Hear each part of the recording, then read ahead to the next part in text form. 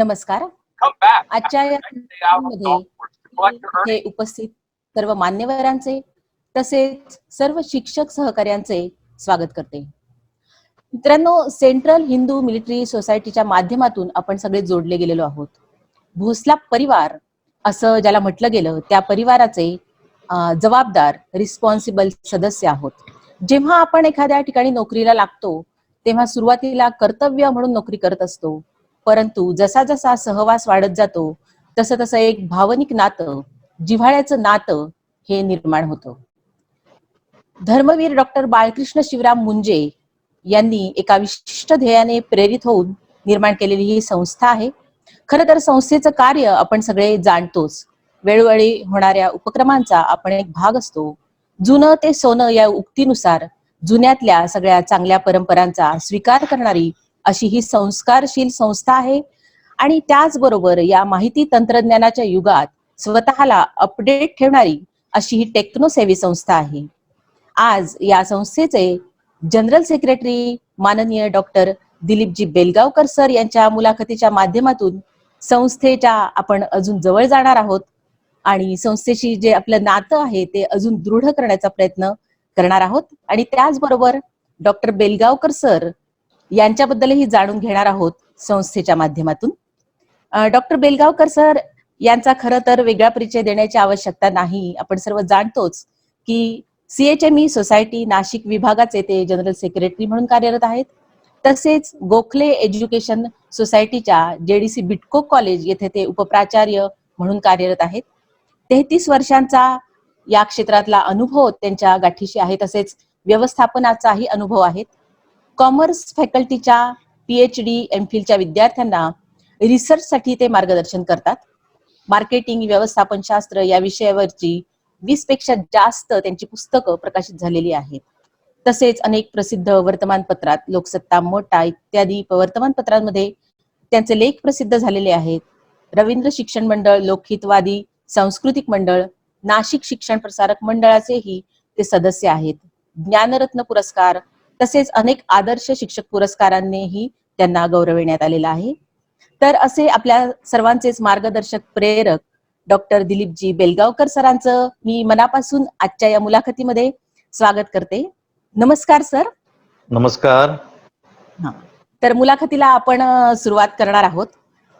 सगळ्यात पहिल्यांदा मी तुम्हाला असं विचारेल की भोसला CHME सोसायटीशी आपण कसे जोडला गेलात ते सर्वप्रथम आम्हाला सांगा. साधारण 1995 साली मी नाशिक रोड महाविद्यालयात प्राध्यापक असताना मी सदस्य झालो सेंट्रल हिंदू मिलिटरी एज्युकेशन सोसायटीचा.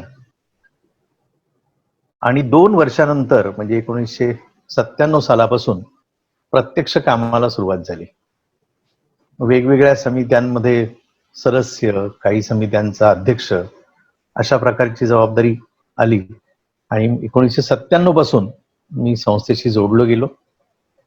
अर्थातच आपल्या सगळ्यांना माहिती आहे की ही संस्था जी आहे ती संघ स्वयंसेवक संचलित अशा प्रकारची संस्था आहे. त्यामुळे संघाचा आदेश होता की शिक्षण क्षेत्रामध्ये तुम्ही काम करता आहात तर त्याचबरोबर भोसला सारख्या संस्थेमध्येही त्या ठिकाणी तुम्ही काम करावं. त्यामुळे साधारण 97 पासून मी संस्थेशी जोडलो गेलो. परंतु त्यापूर्वी MCOM झाल्यानंतर ज्युनियर कॉलेजमध्ये प्राध्यापक म्हणून भोसलामध्ये यावं अशा प्रकारचा एक विचार होता. आणि म्हणून मग भोसलामध्ये त्यावेळेला 11वी कॉमर्सचा वर्ग नुकताच सुरू होणार होता. त्यामुळे ती जाहिरात आली. त्या जाहिरातीनुसार मी अर्जही केला होता आणि त्याच्यानंतर माझा इंटरव्ह्यू झाला. आपल्या संस्थेचे त्यावेळेचे अध्यक्ष श्रीयुत बाबासाहेब घटाटे यांनी प्रत्यक्ष इंटरव्ह्यू घेतला आणि त्या इंटरव्ह्यू मध्ये सिलेक्ट झालो. आणि सिलेक्ट झाल्यानंतर 10 जूनला मला जॉईन करायचं होतं. परंतु काही अपरिहार्य कारणामुळे आपल्या संस्थेच्या 11वीच्या वर्गाला 11वी कॉमर्सच्या मान्यता मिळाली नाही आणि त्यामुळे मी भोसलामध्ये शिक्षक म्हणून किंवा प्राध्यापक म्हणून काही जॉईन होऊ शकलो नाही. त्यानंतर गोखले एज्युकेशन सोसायटीचा इंटरव्ह्यू झाला आणि गोखले एज्युकेशन सोसायटीमध्ये माझं सिलेक्शन झालं आणि नाशिक रोड कॉलेजमध्ये 1985 पासून मी जॉईन झालो. म्हणजे प्रत्यक्षात पदाधिकारी म्हणून माझा संबंध 97 पासून आला, पण त्यापूर्वी पण अशा पद्धतीने भोसलाशी माझा संबंध आला होता. हो.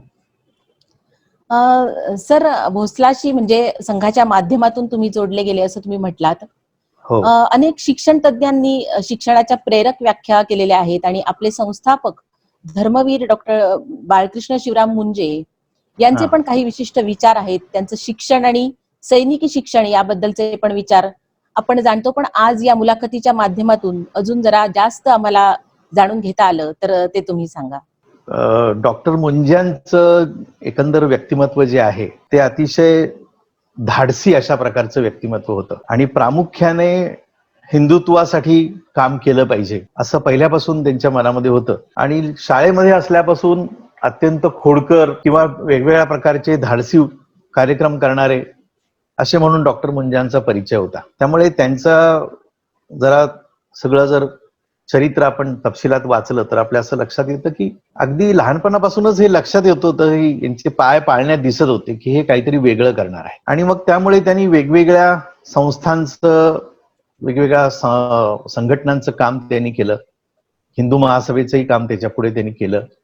संघाच्या डॉक्टरांच्या संपर्कात ते आले. असं अनेक प्रकारचं काम त्यांचं चालू होतं. मूळ त्यांचं बिलासपूरमध्ये जन्म झाला आणि त्याच्यानंतर बिलासपूरमध्ये प्राथमिक शिक्षण होत असतानाच त्यांच्या खोड्या सुरू झाल्या. मग सुट्टीमध्ये किंवा संध्याकाळी नदीवर जायचं आणि नदीवर ते गावातले घोडे सगळे चरायला किंवा तिकडे फिरायला आलेले असायचे. तर हे डॉक्टर म्हणजे घोड्याला नकळत मागून पळत जायचे आणि उडी मारून घोड्यावर बसायचे. अशा पद्धतीने थोडा धाडसी अशा प्रकारचा स्वभाव डॉक्टर मुंज्यांचा होता. आणि प्रामुख्याने शिस्तबद्धता ही लहानपणापासून, संस्कारही होते परंतु शिस्त ही त्यांच्यात लहानपणापासून होती. आणि प्रामुख्याने आर्म फोर्सेस हा त्यांना आकर्षित करणारा विषय होता. त्यांनी जेव्हा करिअर निवडायचं ठरवलं तेव्हा आर्म फोर्स की डॉक्टर, पण त्यावेळेची परिस्थिती सगळी जी स्वातंत्र्यापूर्वीची होती त्यावेळेला आर्म फोर्समध्ये जायला तशी फारशी संधी नव्हती. त्यामुळे त्यांनी डॉक्टर होण्याचं निश्चित केलं आणि पुढे ते डॉक्टर झाले. आणि डॉक्टर झाल्यानंतर त्यांनी, आपल्याला सगळ्यांना माहिती, बोरच्या युद्धामध्ये त्यांनी शुश्रूषेचं काम केलं. आणि ते सगळं करत असताना त्यांच्या मनामध्ये प्रामुख्याने पहिल्यापासून असा एक विचार होता की आज न उद्या आपल्या देशाला स्वातंत्र्य मिळणार आहे. तर स्वातंत्र्य मिळाल्यानंतर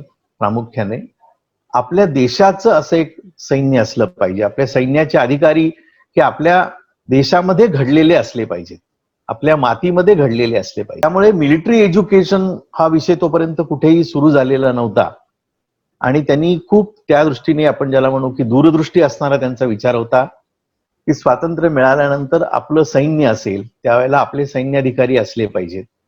आणि त्यामुळे सैन्याधिकारी घडवण्यासाठी जास्तीत जास्त लोकांनी सैन्यात जावं, यासाठी मुलांनी, युवकांनी सैन्यात जावं, यासाठी त्यांनी सैनिकी शिक्षण हा त्यांचा त्यातला एक महत्वाचा भाग होता.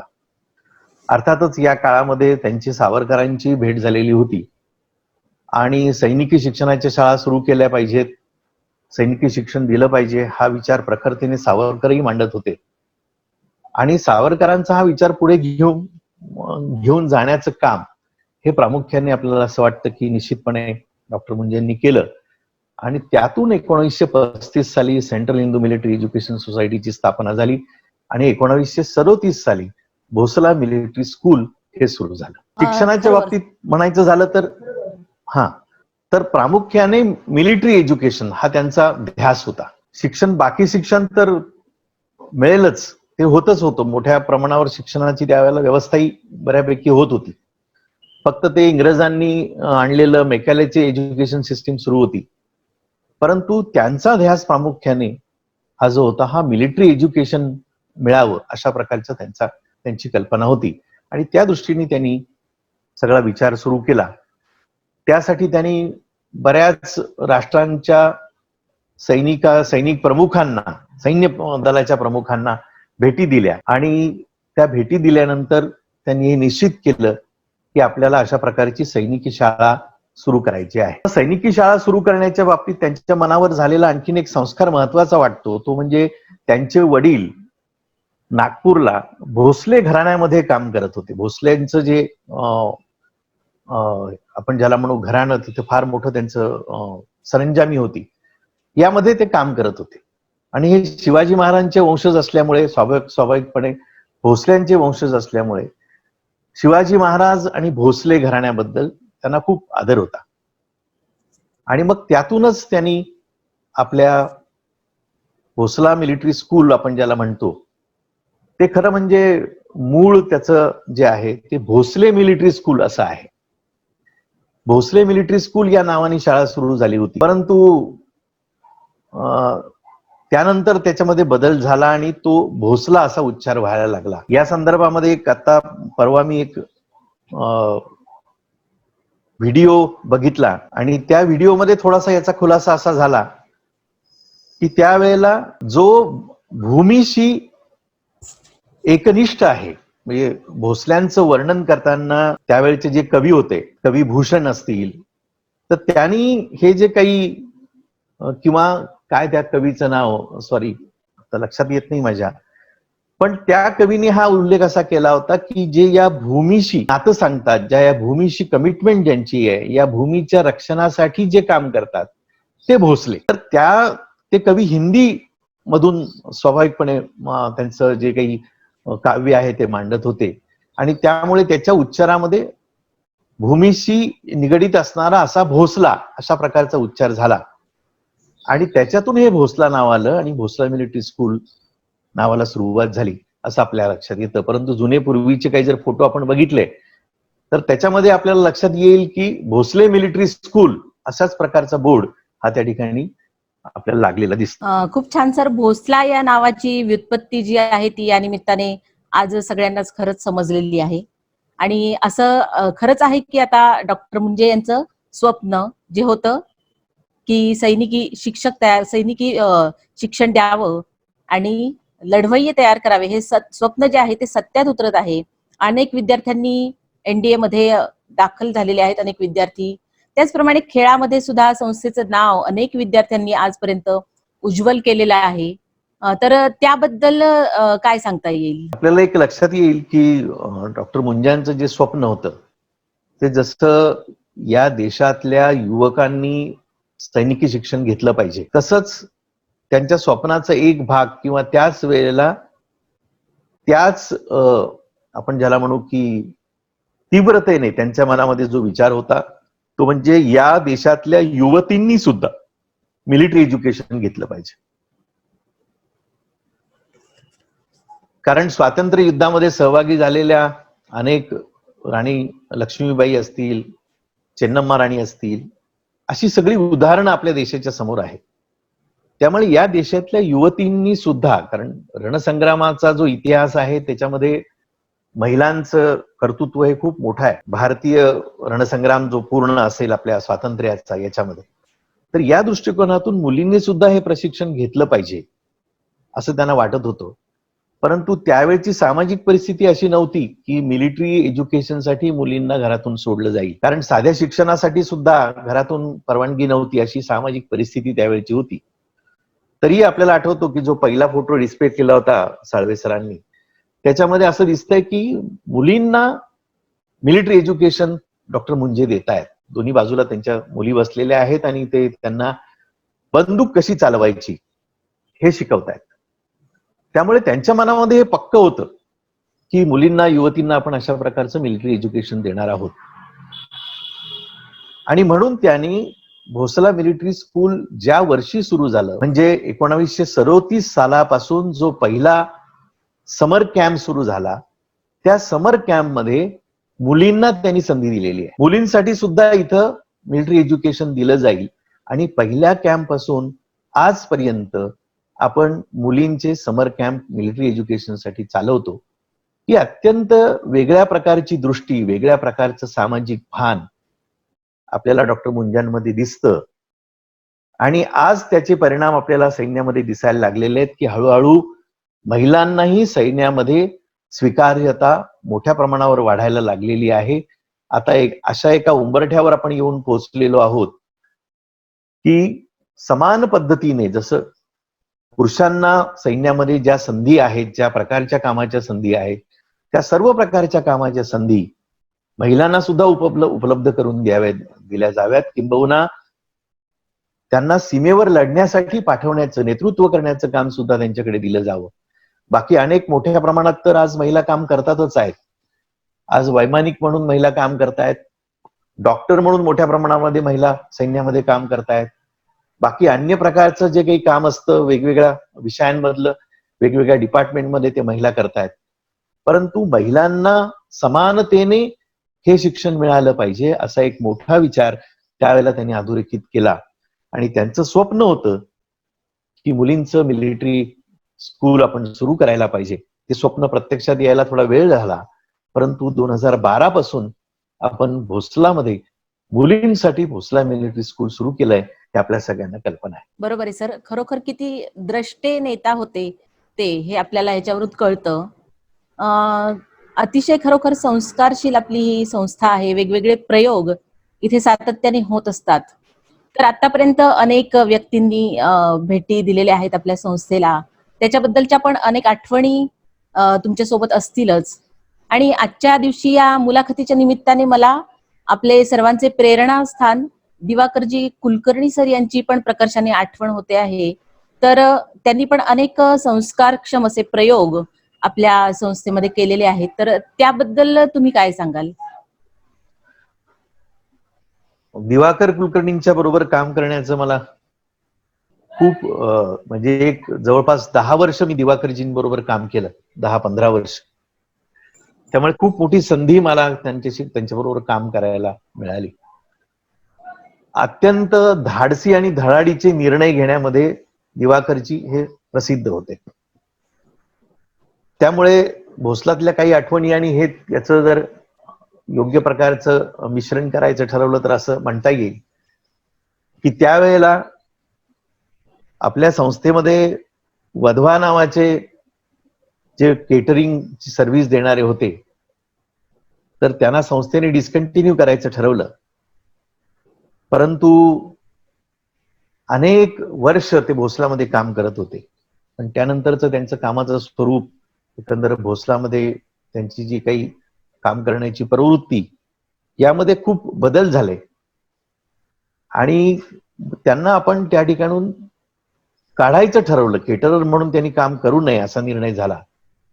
परंतु त्याच्यासाठी त्यांनी खूप मोठा विरोध केला आणि मग तो विरोध हाणून पाडण्यासाठी पोलीस केस, पोलिसांना आणणं, त्यांना तिथून त्यांच्या सगळ्या कामगारांची वस्ती तिथं त्यांनी केली होती ती काढून टाकणं, त्यासाठी सिक्युरिटी घेऊन रात्री तिथं जाऊन त्या लोकांना अगोदर नोटीस दिलेली होती, सगळं केलेलं होतं, परंतु लोक तिथं हलायला तयार नव्हते.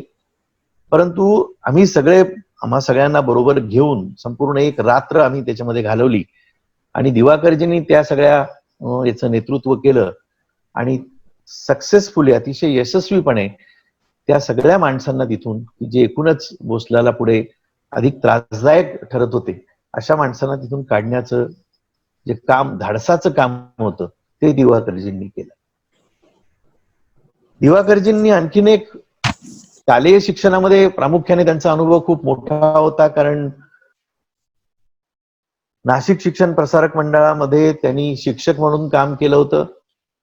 त्याचबरोबर ते प्राचार्य म्हणून पण त्यांनी काम केलं होतं आणि याचबरोबर संघाच्या विविध जबाबदाऱ्याही त्यांनी सांभाळल्या होत्या आणि त्यामुळे संघाच्या जबाबदारीची जोड, शिवाय हे सगळ्या कामाचा अनुभव, त्यामुळे शिक्षणाबाबतची त्यांची काही एक ठाम मतं होती आणि त्या पद्धतीचे प्रयोग त्यांनी भोसलामध्ये केले. त्यांनी प्रामुख्याने जो पहिला प्रयोग केला तो म्हणजे पाढे म्हणण्यावर त्यांनी खूप मोठा भर दिला. आपल्यापैकी अनेक जणींना, ज्या प्रिन्सिपल आहेत किंवा शिक्षक आहेत, त्यांनाही आठवत असेल की त्या काळामध्ये दिवाकरजी प्रत्येक शाळेमध्ये, अगदी इंग्रजी माध्यमाच्या शाळेमध्ये सुद्धा पाढे म्हणून घेतले पाहिजे याचा आग्रह धरत असत. मुलांचे पाढे पाठ झाले पाहिजे. मुलांचे पाढे पाठ झाले तर त्यांना गणित विषय अधिक सोपा वाटतो, गणिताबद्दलची एक भीती असते मनामध्ये, ती कमी होते, अशा प्रकारची त्यांची कल्पना होती. त्याचबरोबर स्पोर्ट्स या विषयामध्ये भोसलाला अधिक गती देण्यामध्ये दिवाकरजींचं एक वेगळं अशा प्रकारची भूमिका राहिली होती. त्यामुळे आपल्याकडे जे प्रशिक्षक सिंग आहेत, त्यांना अधिकाधिक तुम्ही विद्यार्थी शोधून आणा, ग्रामीण भागामध्ये जाऊन, आदिवासी भागामध्ये जाऊन, आणि त्या विद्यार्थ्यांना आपण आपल्या भोसलामध्ये ठेवू आणि ते राष्ट्रीय आंतरराष्ट्रीय स्तरावरचे खेळाडू त्यांना कसं बनवता येईल याबाबत त्यांच्या पाठीमागे लागून त्यांचा पाठपुरावा करून त्यांना ते काम करायला लावण्यामध्ये दिवाकरजींचा खूप मोठा वाटा होता. तिसरी आणि अतिशय महत्वाची गोष्ट, त्यांनी खूप गोष्टी केल्या आहेत, परंतु अगदी आपल्याला वेळेच्या अभावी 2-3 महत्वाच्या गोष्टी आपल्याला लक्षात घेतल्या पाहिजेत. तिसरी महत्वाची गोष्ट त्यांनी ती केली म्हणजे रामदंडी प्रशिक्षण त्यांनी सुरू केलं. सहज बैठकीमध्ये गप्पा मारताना त्यांनी ही कल्पना मांडली. ते म्हटलं आपण भोसला हे सैनिकी शिक्षणासाठी ओळखला जातो, आपली थीम सैनिकी शिक्षण ही आहे, परंतु आपल्या ज्या इतर शाळा आहेत, सीबीएसई शाळा आहे, स्टेट बोर्डची इंग्लिश मिडियम शाळा आहे, मराठी माध्यमांच्या शाळा आहेत, या शाळांमधल्या विद्यार्थ्यांना त्याचा काय फायदा, त्याचा काय उपयोग? नुसतं ते सांगतात की आम्ही भोसलाच्या शाळेमध्ये आहोत, पण मिलिटरी ट्रेनिंग याचा त्यांच्याशी काहीच संबंध जोडला जात नाही. तर यासाठी काय केलं पाहिजे असं त्यांच्या मनामध्ये सतत चालत असावं कदाचित. आणि मग एका बैठकीमध्ये त्यांनी हा विषय मांडला. एक संपूर्ण प्रपोजलच त्यांनी ठेवलं की अशा प्रकारचं रामदंडी मिलिटरी एज्युकेशन आपण सुरू करू शकतो आणि ते 7वी आणि 8वीच्या मुलांना आपण कंपल्सरी करू शकतो. कारण 9वीत गेल्यानंतर 10वीच्या अभ्यासाचे वेध लागतात, त्यामुळे 9वीच्या मुलांना ते देणं सोयीचं नाही. 10वीमध्ये मुलांना 10वीचाच अभ्यास असतो, त्यामुळे ते सोयीचं नाही. परंतु आपण 7वी आणि 8वीच्या मुलांना हे निश्चितपणे देऊ शकतो, करू शकतो, असं त्यांनी प्रपोजल मांडलं. या प्रपोजलची साधक बाधक चर्चाही झाली आणि साधक बाधक चर्चा झाल्यानंतर एक विचार त्याच्यामध्ये असाही होता की आपण आपल्या सैनिकी शाळेत आपल्या सर्वसाधारण शाळेतल्या मुलांना जर सैनिकी शिक्षण दिलं तर मग आपल्या भोसला मिलिटरी स्कूलमध्ये दिल्या जाणाऱ्या सैनिकी शिक्षणाचं महत्व कमी होईल की काय, असाही काही विचार त्याच्यामध्ये मांडला गेला.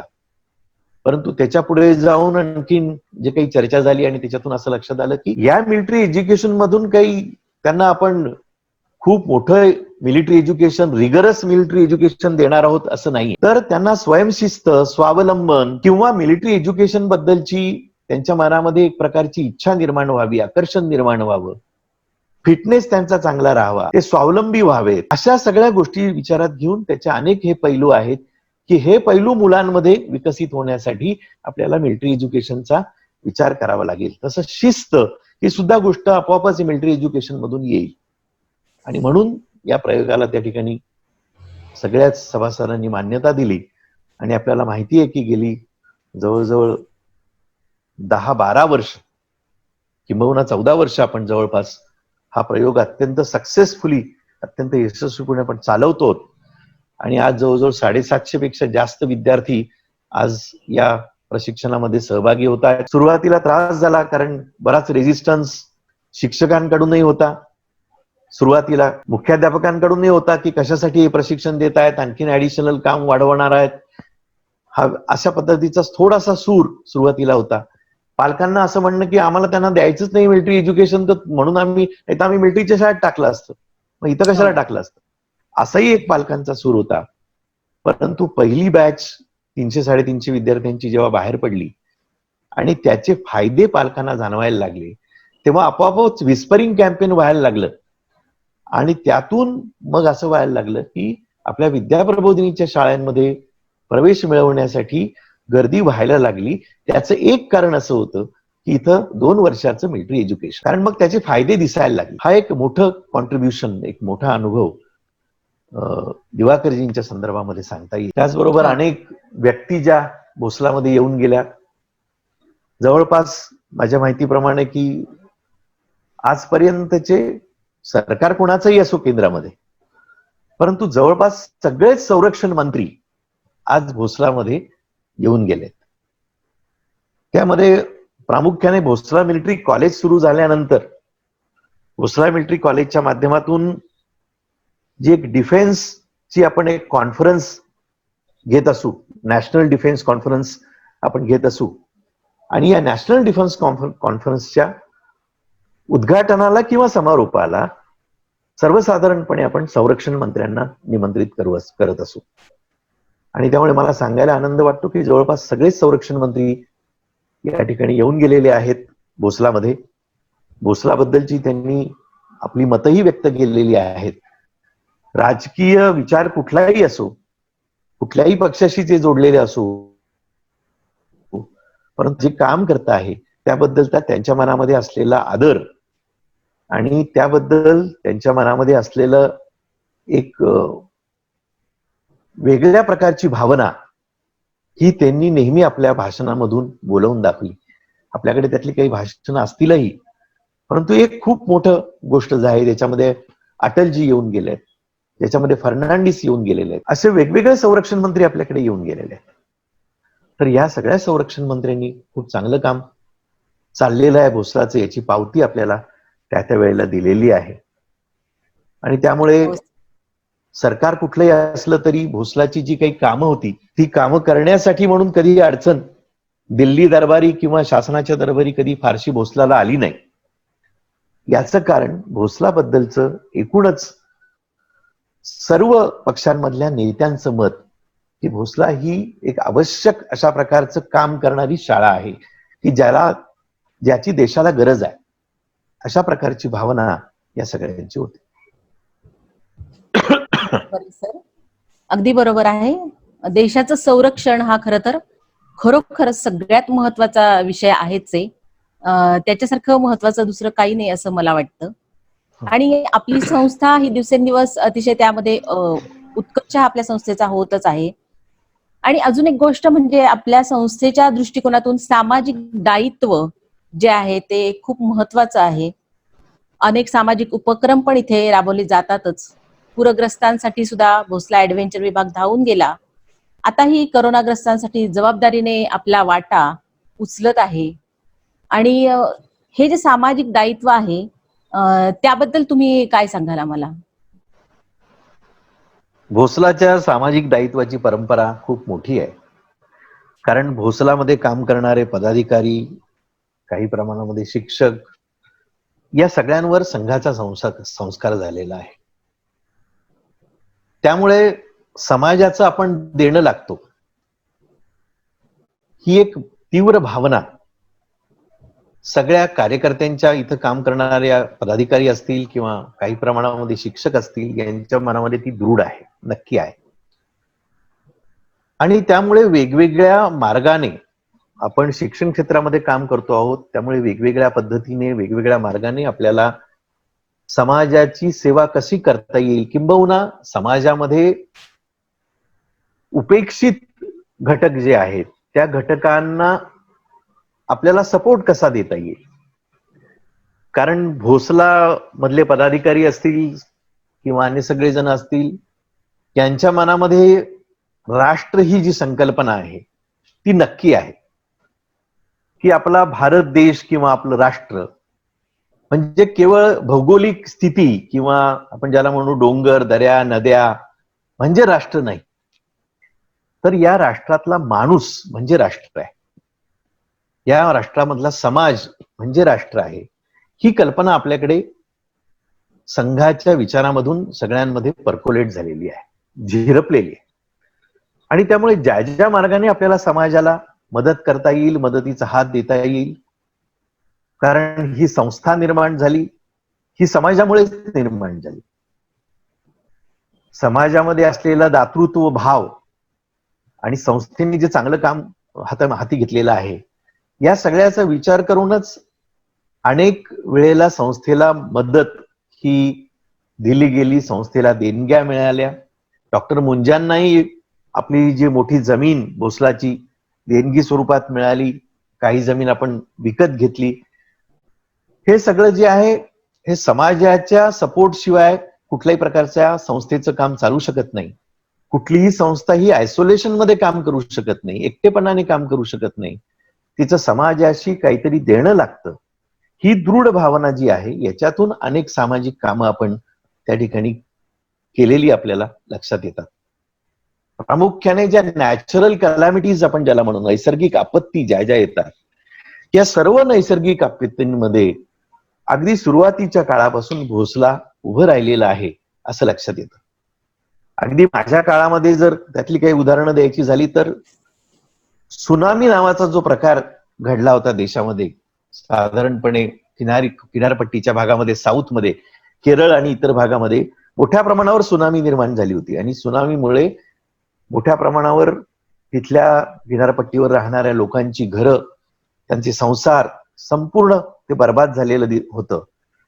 आणि अशा वेळेला सुद्धा भोसला मिलिटरी कॉलेजचा एक मोठा गट, माझ्या माहितीप्रमाणे एक 30 ते 40 विद्यार्थ्यांचा गट भोसला मिलिटरी कॉलेजमधून सुनामीचे जे काही विषय होता त्यासाठी मदतीला म्हणून ठिकाणी गेला होता.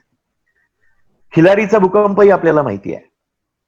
या खिलारीच्या भूकंपासाठी सुद्धा भूकंप झाल्यानंतर जी काही मदत तिथं करणं आवश्यक आहे त्या मदतीसाठी भोसलामधून अनेक विद्यार्थी, शिक्षक, कार्यकर्ते हे खिलारीला त्या मदतीसाठी गेलेले होते. हा झाला प्रासंगिक सामाजिक कामाचा उदाहरण म्हणून म्हणता येईल आपल्याला, की त्या वेळेला देशाला, समाजाला मदतीची गरज आहे आणि आपण समाजाचा एक भाग लागतो आणि समाजाचं देणं लागतो या भावनेतून आपण समाजाला मदत केली पाहिजे, या दृष्टिकोनातून हे केलेलं आहे. त्या व्यतिरिक्त प्रामुख्याने आपल्याला लक्षात येईल की आपल्याकडे आता एक जवळपास 18 ते 20 खेळाडू, जे क्लास 1 खेळाडू म्हणता येतील, स्टार खेळाडू म्हणता येईल, अशा प्रकारचे खेळाडू आहेत. या खेळाडूंना शोधून आणून त्या ठिकाणी भोसलामध्ये त्यांची राहण्याची व्यवस्था करणं आणि त्यांना साईच्या प्रशिक्षकाच्या माध्यमातून जे साईचं युनिट केवळ भोसलाला दिलेलं आहे, स्पोर्ट्स अथॉरिटी ऑफ इंडियानी भोसलासाठी हे साईचं युनिट दिलेलं आहे आणि या साईच्या युनिटच्या माध्यमातून विद्यार्थ्यांना चांगल्या प्रकारचं क्रीडा प्रशिक्षण देण्याचं कामही आपण करतो. आणि त्याच्यामध्ये आपल्याला माहिती आहे की भोसलाची सर्वसाधारण विद्यार्थ्यांना भरावी लागणारी फी ही मोठी आहे. म्हणजे त्या मानाने, बाहेरच्या मानाने विचार केला तर ती कमी आहे. एवढी फी भरणं या विद्यार्थ्यांना शक्य नाही. ताई वामनेसारखी असेल किंवा वेगवेगळ्या आपल्याकडे ज्या सगळ्या स्टार खेळाडू होऊन गेल्या, कविता राऊत पासून त्याची फार मोठी गुंफण, आपल्याला फार मोठी यादी त्याची करावी लागेल. अधिकारी म्हणून ज्या जबाबदाऱ्या आहेत त्या सुद्धा सरांनी अगदी यशस्वीपणे पार पाडलेल्या आहे आणि या काळामध्ये शिक्षणाशी तुमचा खूप जवळून संबंध आलाय. तर नेमकं शिक्षण म्हणजे काय किंवा शिक्षणाची व्याख्या तुम्ही कशी कराल सर? शिक्षणाच्या व्याख्येच्या संदर्भात व्याख्या तर अनेक नेटवरही उपलब्ध आहेत, अनेक मान्यवरांच्या व्याख्या आहेत. परंतु मला भावलेली आणि ज्या व्याख्याचं अनुकरण मी माझं शिक्षक म्हणून काम करत असताना केलं, ती व्याख्या आहे प्रामुख्याने स्वामी विवेकानंदांची. आपल्या सगळ्यांना ती व्याख्या माहिती आहे. त्यांनी असं म्हटलंय की शिक्षण म्हणजे त्या विद्यार्थ्यांच्या मध्ये असलेले जे काही गुण आहेत, inherent qualities of a particular student, त्याचं मॅनिफेस्टेशन कसं करता येईल, त्याच्यामध्ये अंतर्गत असलेल्या गुणांचं प्रकटीकरण करणं, त्याबद्दलचा आत्मविश्वास त्याच्या मनामध्ये जागवणं आणि त्याचा उपयोग त्याच्या वैयक्तिक गोष्टींच्या बरोबरच समाजासाठी सुद्धा त्याचा उपयोग कसा होईल याची दृष्टी विद्यार्थ्याला देणं म्हणजे शिक्षण. आणि या संदर्भामध्ये स्वामी विवेकानंदांनी आणखीन एक विधान असं केलं होतं की तुम्हाला जर परदेशामध्ये शिक्षणासाठी आपल्या मुलांना पाठवायचं असेल तर जरूर पाठवा, परंतु त्याने असं म्हटलं होतं अशा देशांमध्ये पाठवा की जिथं राष्ट्रीयत्वता जपली जाते, राष्ट्रीयत्व जपलं जातं. त्यांनी स्पेसिफिकली सांगितलं होतं की जपान सारख्या देशामध्ये तुम्ही जरूर आपल्या मुलांना शिक्षणासाठी पाठवा, कारण राष्ट्रीयत्व जपणारा अशा प्रकारचा हा देश आहे. आणि आपल्या मुलांना हे लक्षात आलं पाहिजे की मी फक्त शिक्षणासाठी तिथे जातो आहे, माझ्या या सगळ्या बुद्धीचा, नैपुण्याचा, कौशल्याचा, गुणवत्तेचा सगळा वापर माझ्या मातृभूमीसाठी मला करायचा आहे.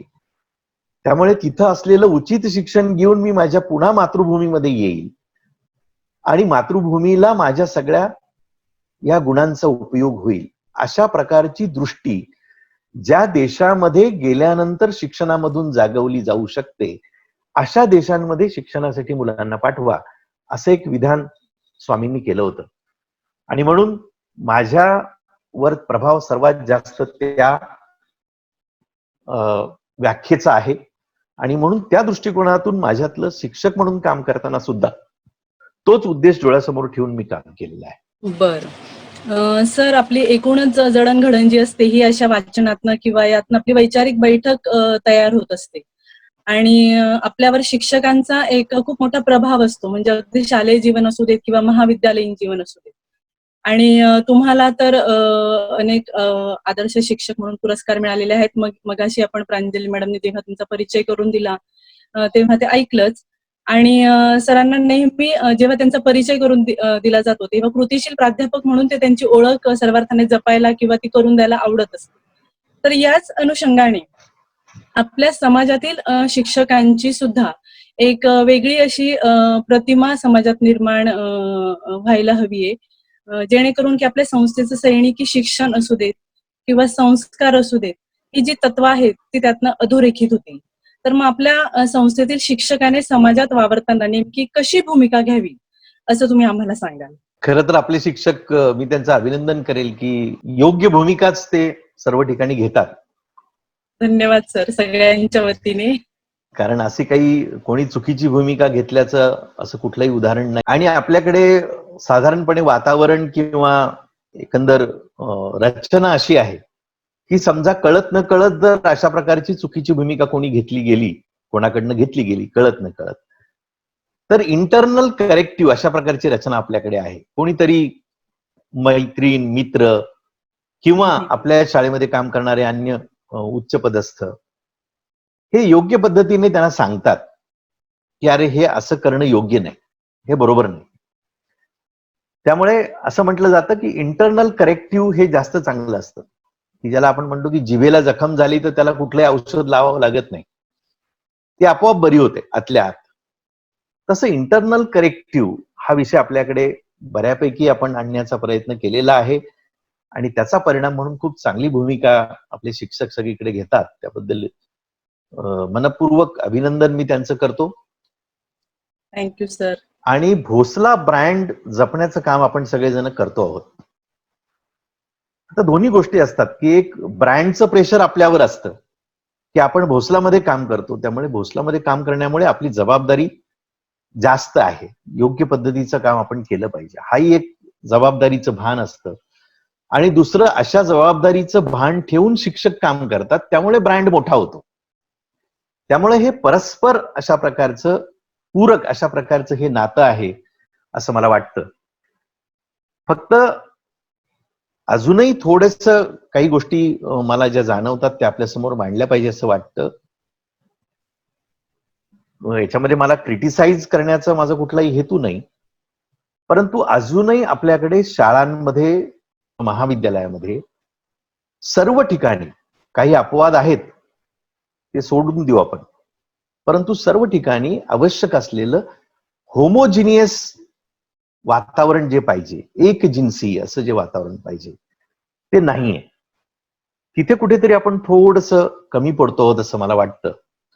ते वातावरण आणण्यासाठी शिक्षकांनी प्रयत्न केले पाहिजे. शिक्षकांचा सगळा एक ग्रुप जो आहे, सगळा जो एक आपण ज्याला म्हणू की जो संघ आहे सगळा एकत्रित काम करणारा, यांनी एकत्रितपणे शाळेच्या उत्थानासाठी, शाळेच्या उन्नयासाठी किंवा क्वालिटी एन्हान्स करण्यासाठी शाळेचं हे एकत्रितपणे काम करणं अपेक्षित आहे. ते होत नाही असं नाही, पण तिथं कुठेतरी थोडीशी वैयक्तिक आपण ज्याला म्हणू की इगोचा विषय असेल किंवा काही प्रमाणामध्ये ग्रुपच्या इगोचा विषय असेल, काही प्रमाणामध्ये मी असं म्हणेल की कमी अधिक प्रमाणामध्ये पॉलिटिक्स हे तिथे येतं. आणि त्यामुळे एकसंघपणे काम करण्याची जी एक आपल्याला आणखीन एनर्जी त्याच्यामध्ये टाकणं आवश्यक आहे, ती कुठेतरी कमी पडते असं मला वाटतं.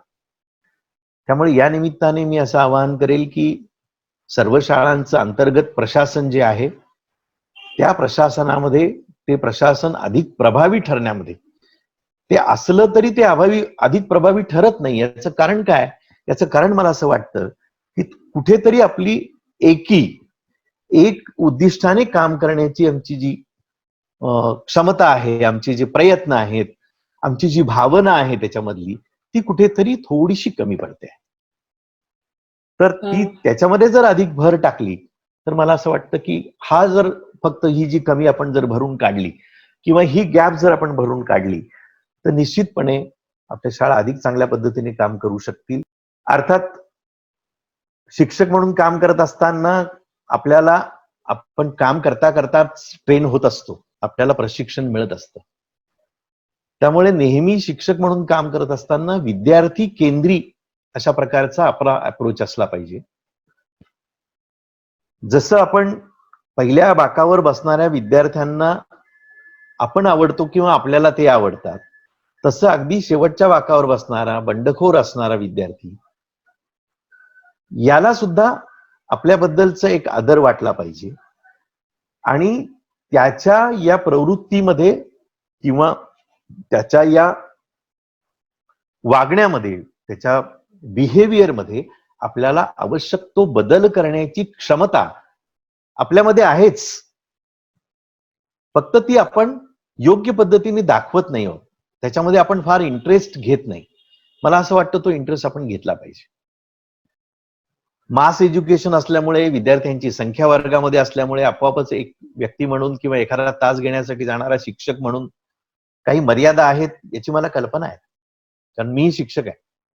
परंतु या मर्यादांच्या पलीकडे जाऊन शिक्षक म्हणून काम करणं, अधिकाधिक विद्यार्थ्यांशी आपली वेगळ्या अर्थाने मैत्री असणं, हे खूप चांगल्या पद्धतीने आपल्याला करता येऊ शकतं. अशा प्रकारच्या खूप चांगल्या क्षमता काही जण करतातही आहे, करता आहेत त्यांच्याबद्दल मी बोलतच नाही. अर्थात जे करत नाही त्यांनी केलं पाहिजे. सहजपणे मुलांच्या खांद्यावर हात टाकता आला पाहिजे. त्याचे एखादी चांगल्या गोष्टीचं कौतुक केलं पाहिजे. एखादी वाईट गोष्ट घडली तर योग्य पद्धतीची शिक्षा, शिक्षेच्या वेळेला शिक्षा, आणि शिक्षा संपली की लगेच त्याला जवळ करणं, लगेच त्याची काय झालं होतं म्हणून तुला शिक्षा करावी लागली हे त्याला समजावून सांगणं. मला वाटतं ही पद्धत आपण अधिक प्रभावीपणे आपल्या शाळांमध्ये राबवणं आणि अधिक विद्यार्थी भिमुख शिक्षकांनी होण्याची आवश्यकता आहे. नक्की सर. सर्वप्रथम तर बोला. नाही बोला. नाही बोला सर. तेच मी तुम्हाला असं सांगत होते. बोला. घ्या सर, पाणी घ्या तुम्ही, तोपर्यंत मी थोडं आमच्या शिक्षकांच्या वतीने एक गोष्ट सांगू इच्छिते की भोसलामध्ये आम्ही काम करतो याचा आम्हाला खूप अभिमान आहे प्रत्येकालाच. म्हणजे भोसलाचं नाव फक्त नाशिक शहरापुरतं किंवा महाराष्ट्रापुरतं नाही तर पूर्ण भारतभर आपल्या भोसलाचं नाव जे आहे ते म्हणजे अगदी सुपरिचित असं हे नाव आहे.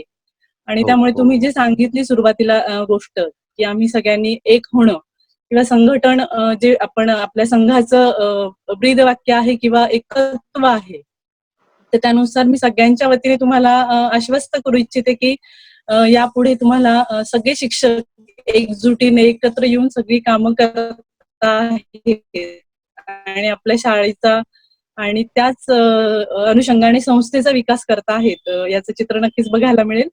सर, तुम्ही तुमचा मुद्दा कंटिन्यू करा, मग मी पुढे बोलते त्यावर. तर त्याचं उदाहरण देण्यासाठी मी म्हणत होतो की माझं सगळं जे अनुभव आहेत ते महाविद्यालयीन शिक्षणाच्या संदर्भातले आहेत, परंतु तोही आपल्या या शाळेशी, ज्या विद्यार्थ्यांशी जोडता येईल. मी जेव्हा शिकवत असे वर्गामध्ये त्यावेळेला नाशिक रोड महाविद्यालय हे माहित नाही, पण ज्यांना माहिती त्यांना कल्पना आहे. नाशिक रोड मधून काही जण मंडळी आलेले आहेत. आपल्याकडे काही शिक्षिका आहे जे आहेत की ज्या माझ्या डायरेक्ट विद्यार्थिनी आहेत. तर त्यांना नाशिक रोड महाविद्यालय काय माहिती आहे, हे बेशिस्त विद्यार्थी दादागिरी करणं, अमुक करणं, या सगळ्यासाठी नाशिक रोड महाविद्यालय पहिल्यापासून प्रसिद्ध होतं. आता तसं राहिलं नाही. गेल्या 10, 15, 20 वर्षामध्ये त्याच्यामध्ये खूप बदल झालेले आहेत. परंतु माझ्या वर्गामध्ये जेव्हा मी शिकवत होतो मार्केटिंगचा विषय, आणि मी विद्यार्थ्यांना काहीतरी असाइनमेंट दिली की प्रत्येकाने येऊन फळ्यावर एक वाक्य लिहायचं त्या मार्केटिंगच्या संदर्भातलं. तर प्रत्येक विद्यार्थी येऊन लिहित होता आणि एक विद्यार्थी म्हटलं मी लिहिणार नाही सर. मी म्हटलं तुला लिहावंच लागेल. म्हटलं मी लिहिणार नाही. तर आमच्याकडे तो एक शब्द आहे, मला सांगायला, तो गमतीने सांगायला आवडेल की जेव्हा विद्यार्थी आणि शिक्षक असं काही कन्फ्रंटेशन येतं तेव्हा विद्यार्थी असं म्हणतात, सर मला नडू नका बरं का, मला तुम्ही नडलात तर बघा, असं म्हणजे आग्रह करू नका कुठल्या गोष्टीचा, मला अडवू नका, म्हणजे माझ्याशी पंगा घेऊ नका थोडक्यात. तर अशा प्रकारचा तो शेवटी मला म्हणला की सर तुम्ही नडू नका बरं का मला. म्हटलं मी तुला नडणार आहे, पण तुला मी सांगितलं ते करावंच लागेल. तर त्यांनी खूप हे केली, म्हणजे आरडाओरडा केला, हे केला. म्हटलं काही पर्याय नाही, त्याशिवाय हा क्लास थांबणार नाही.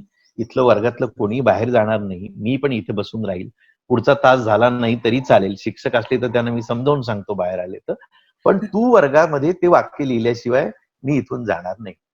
शेवटी आदळआपट करत करत त्यांनी ते वाक्य लिहिलं आणि ते काय असेल ते असो, म्हणजे हा परिणाम त्याच्यावर जो झाला त्याच्यातून तो एवढा बदलला की माझं दुसरं जे उद्दिष्ट होतं वर्गामध्ये, मी जसं म्हटलं की मुलांमधले हिडन टॅलेंट आपण काढलं पाहिजे आणि त्याचं ऍप्लिकेशन ओरिएंटेड त्यांना शिकवलं पाहिजे. तर नंतर मार्केटिंग शिकवत असताना आज तो नाशिक जिल्ह्याच्या धारा मार्केटिंगचा डीलर म्हणून काम करतो. अरे वा. आणि तो कुठेही भेटला मला की मला असं वाटतं की आपलं पावती कधी असते की जेव्हा आपल्याला विद्यार्थी भेटतो आणि तो पहिल्यांदा आपल्या पुढे वागतो, तेव्हा आपण खरंय. ती खरी आपली प्रॉपर्टी आहे. आपल्याला काही प्रॉपर्टी नसली तरी चालेल, हे विद्यार्थी, अशा प्रकारचे विद्यार्थी खरी प्रॉपर्टी आहे. तर तो कुठेही भेटला तरी पुन्हा पुन्हा मला एक सांगतो की सर, जर तुम्ही त्या दिवशी मला आग्रह करून ते वाक्य जर फळ्यावर लिहायला लावलं नसतं तर आज मी एवढा चांगला उद्योजक झालो नसतो. हे तो प्रत्येक वेळेला मला सांगतो जेव्हा जेव्हा भेटतो तेव्हा. आता छोटीशी घटना, छोटीशी आहे, पण मुलांना काही गोष्टी करायला लावणं, त्यांच्यामधला विश्वास जो आहे, कॉन्फिडन्स आहे, तो नंतर म्हटला की सर मला लिहिताच येणार नाही, माझं अक्षर चांगलं नाही, मी लिहिलेलं वाचता येणार नाही, मला तुम्ही असं सांगूच नका, माझा तुम्ही अपमान करताय वगैरे. पण हे सगळं लिहिल्यानंतर त्याच्यामध्ये जो कॉन्फिडन्स निर्माण झाला, या कॉन्फिडन्समुळे मला असं वाटतं की पुढे तो आयुष्यामध्ये उभं राहण्यासाठी त्याला मदत झाली. मग एक उदाहरण सांगतो. आपल्याकडे माजी विद्यार्थ्यांचा एक मेळावा आत्ताच महाविद्यालयामध्ये झाला आणि या मेळाव्यामध्ये एक विद्यार्थी बोलत होता. मुंबईमध्ये तो कॉम्प्युटर या विश्वामध्ये खूप मोठ्या इंटरनॅशनल कन्सल्टन्सीचं काम करतो आता, अच्छा. IT मधला. तर त्यांनी एक शब्दप्रयोग खूप छान केला की आम्हाला भोसलानी काय शिकवलं असेल, तर भोसलानी आम्हाला मांजर केलंय म्हणे, मांजर. आम्हाला जरा त्यावेळेला ते ऐकून आश्चर्य वाटलं, हा मांजर केलं काय म्हणतो. सर इथे असतील कदाचित, उन्मेष कुलकर्णी मला वाटतं जॉईन झालेले आहेत प्राचार्य, तर ते होते ते माझ्याबरोबर त्या कार्यक्रमाला.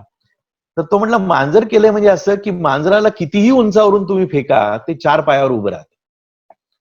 तसं म्हटलं भोसलाने आम्हाला शिकवलंय की आम्हाला कुठेही टाकलं, कुठूनही टाकलं, कसंही टाकलं आणि कितीही उंचावरून टाकलं तरी आम्ही आमच्या 2 पायावर उभे राहतो. हे शिक्षण मला भोसलानी दिलंय. मला असं वाटतं की त्याच्या या उत्तरामध्ये कसं आपण विद्यार्थ्यांशी वागलं पाहिजे किंवा विद्यार्थ्यांना नेमकं काय दिलं पाहिजे. आता ते प्रवर देशपांडे म्हणून अर्थात तरुण भारत मुंबईचं नाशिकमधलं काम करतात. ते जेव्हा मला भेटायला आले होते, सर म्हटले माझ्या आयुष्यामध्ये मी एवढे फटाफट निर्णय घेतले आणि एवढे ड्रास्टिक निर्णय घेतले, एवढे मी माझ्या करिअरच्या लाईन्स चेंज केल्या. मला माझी बायको म्हणते तुम्हाला भीती नाही वाटत का हो?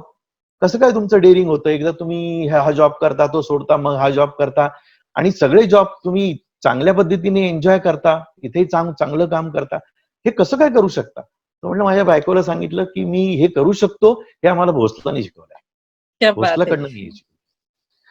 तर मला असं वाटतं की हे आपल्या एकंदर वागण्यातून, बोलण्यातून, शिकवण्यातून आलं पाहिजे. हा मॅडम, पुढे काही राहिला का मुद्दा माझ्याकडनं? नक्कीच. नाही, नक्कीच सर. तुम्ही खूप छान मार्गदर्शन केलं आणि आम्ही नक्कीच तुमच्या पावलावर पाऊल टाकून तसं शिक्षक होण्याचा प्रयत्न करणार आहोत. सर, तुम्ही जसं तुमच्या काही विद्यार्थ्यांच्या आठवणी सांगितल्या आता, तसंच तुमच्याही शालेय जीवनामध्ये किंवा महाविद्यालयीन जीवनामध्ये काही शिक्षक असतील की ज्यांचा विचारांचा किंवा ज्यांचा प्रभाव तुमच्यावर असेल आणि आजही त्यांच्या आठवणी किंवा त्यांनी शिकवलेल्या गोष्टी तुम्हाला आठवत असतील, तर त्यातलाही काही तुम्ही शेअर केल्यात आमच्यासोबत, आम्हाला आवडेल ऐकायला. नक्की नक्की. मला माझ्या सुदैवाने खूप चांगले शिक्षक मिळाले. त्या शिक्षकांपैकी एक शिक्षक की ज्यांचा थोडासा स्पर्श, पण परिस्पर्श म्हणतात त्याला, तो झाला, ते आज आपल्या या सगळ्या मीटिंगमध्ये आहेत.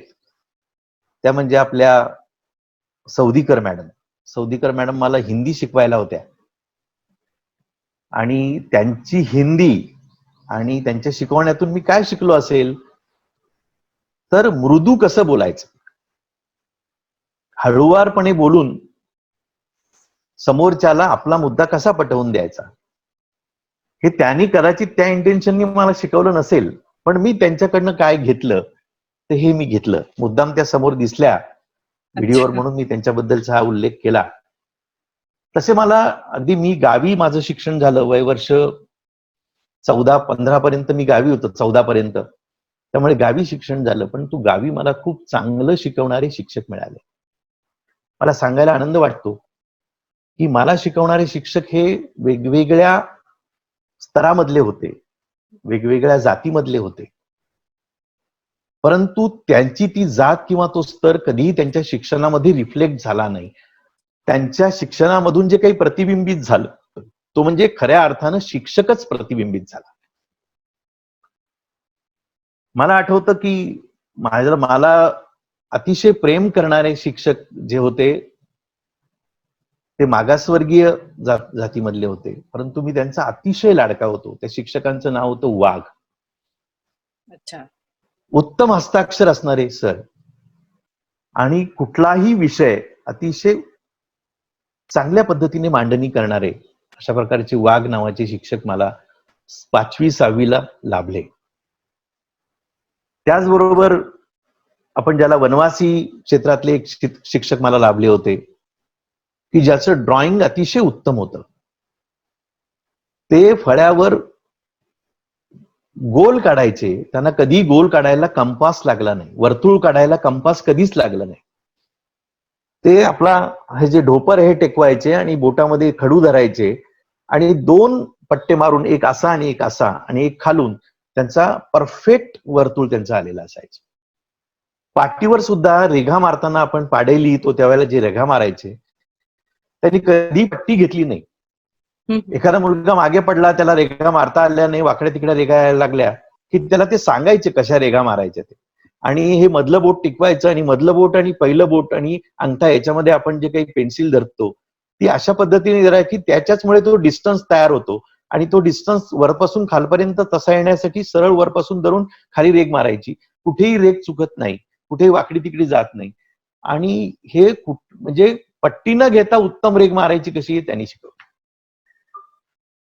अशा वेगवेगळ्या प्रकारचं शिक्षण देणारे शिक्षक आमच्याकडे होते आणि ज्यांनी आपल्या शिक्षणामधून कधीही धर्म, जात या संदर्भातलं कुठल्याही प्रकारचं विष कालवण्याचा किंवा त्याच्याबद्दलची काही मतभेद मांडण्याचा किंवा त्याच्याबद्दलचं वेगळं काही मत मांडण्याचं कधीही शिक्षणामध्ये त्यांनी त्यांच्या आणलं नाही. हे मला त्यांचं सगळ्यात महत्वाचं वैशिष्ट्य वाटतं.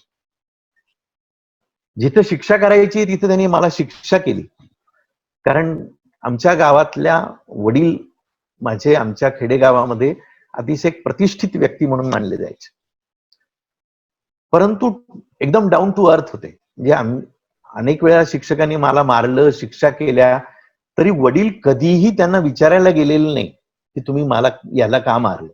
किंबहुना मला 4 फटके जास्त बसायचे घरी आल्यानंतर की तू ही चूक का केली.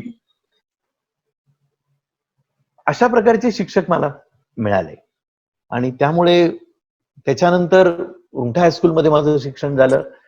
रुंगठा हायस्कूलमध्ये सुद्धाही जे माझ्या आपण ज्याला म्हणू की जे विवेकानंदांची जी व्याख्या आहे ती व्याख्या प्रत्यक्षात माझ्यामध्ये बाबतीत घडून आणली, माझ्यामध्ये विश्वास निर्माण केला.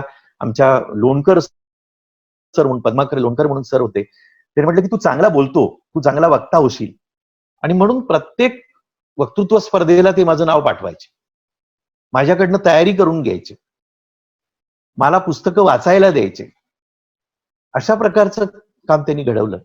7वीला नाशिकला आल्यानंतर ज्या शाळेमध्ये मी शिकलो ती रवींद्र विद्या मंदिर, आणि या रवींद्र विद्या मंदिरचे मुख्याध्यापक शौचे गुरुजी यांनी माझ्यामधला एक गुण प्रगट केला आणि सांगितला. त्यांनी मला एक दिवस सगळ्या मुलांना गोष्ट सांगायला सांगितली.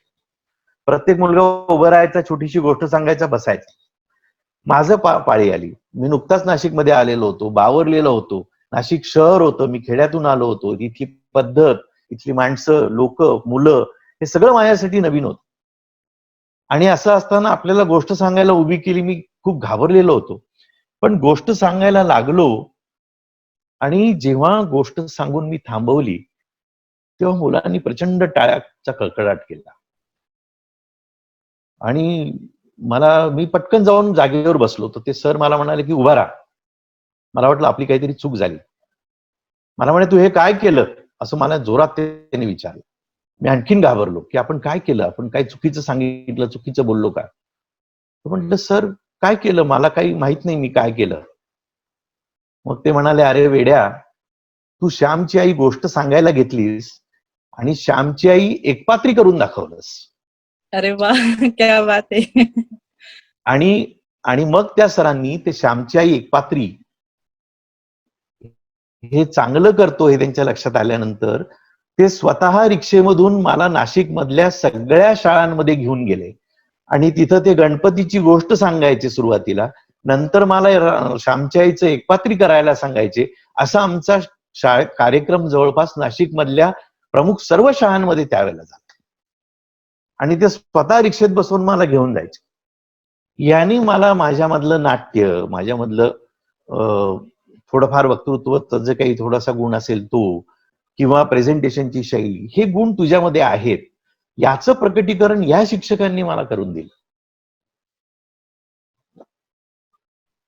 किंवा मला नक्की सर, सांगायला तुमच्या आठवतं की नाट्य हा विषय जो आहे, ती रुंगठा हायस्कूल मध्ये असताना बालाजी संस्थान त्यावेळेला संस्कृत नाट्य स्पर्धा घ्यायची, एकांकिका स्पर्धा, आणि शाळांमध्ये त्याच्यामध्ये भाग घेतला जायचा. तर मला आठवतं त्यावेळेला संघाचं अतिशय प्रमुख म्हणून काम करणारे त्यावेळेचे कदाचित जिल्हा कार्यवाह असतील किंवा शहर कार्यवाह असतील, गायधनी सर हे मला शिकवायला होते. आणि गायधनी सरांनी आमच्याकडनं मृच्छकटिक नाटकामधला संस्कृत एक अंक बसवून घेतला होता, एक प्रवेश बसवून घेतला होता संस्कृत मधनं.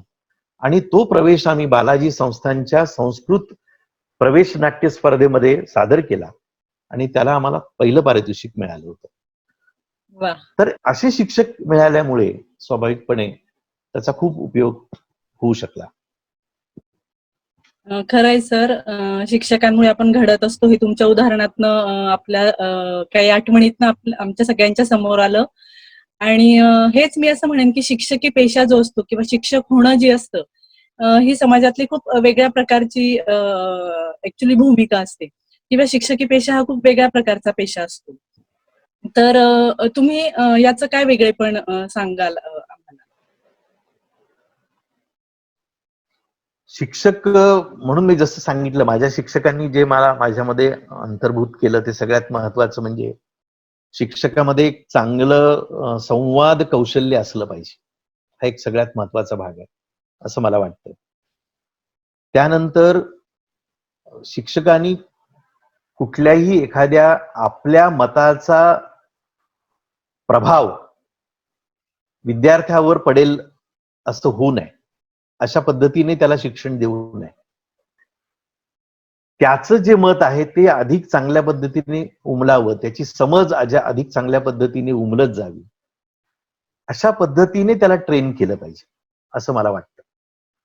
नाहीतर आपलं जे मत आहे ते त्याच्यावर लादू नये, आपले विचार त्याच्यावर लादू नये. त्याच्या बुद्धीच्या कसोटीवर त्याला प्रत्येक विचारांचा योग्य अयोग्य इष्ट अनिष्ट अशा पद्धतीने त्याला विचार करता येईल, तो कसा करायचा असतो हे त्याला शिकवावं. पण आपली मतं लादू नयेत. ती चांगली असो योग्य असो, ती मतं लादू नये.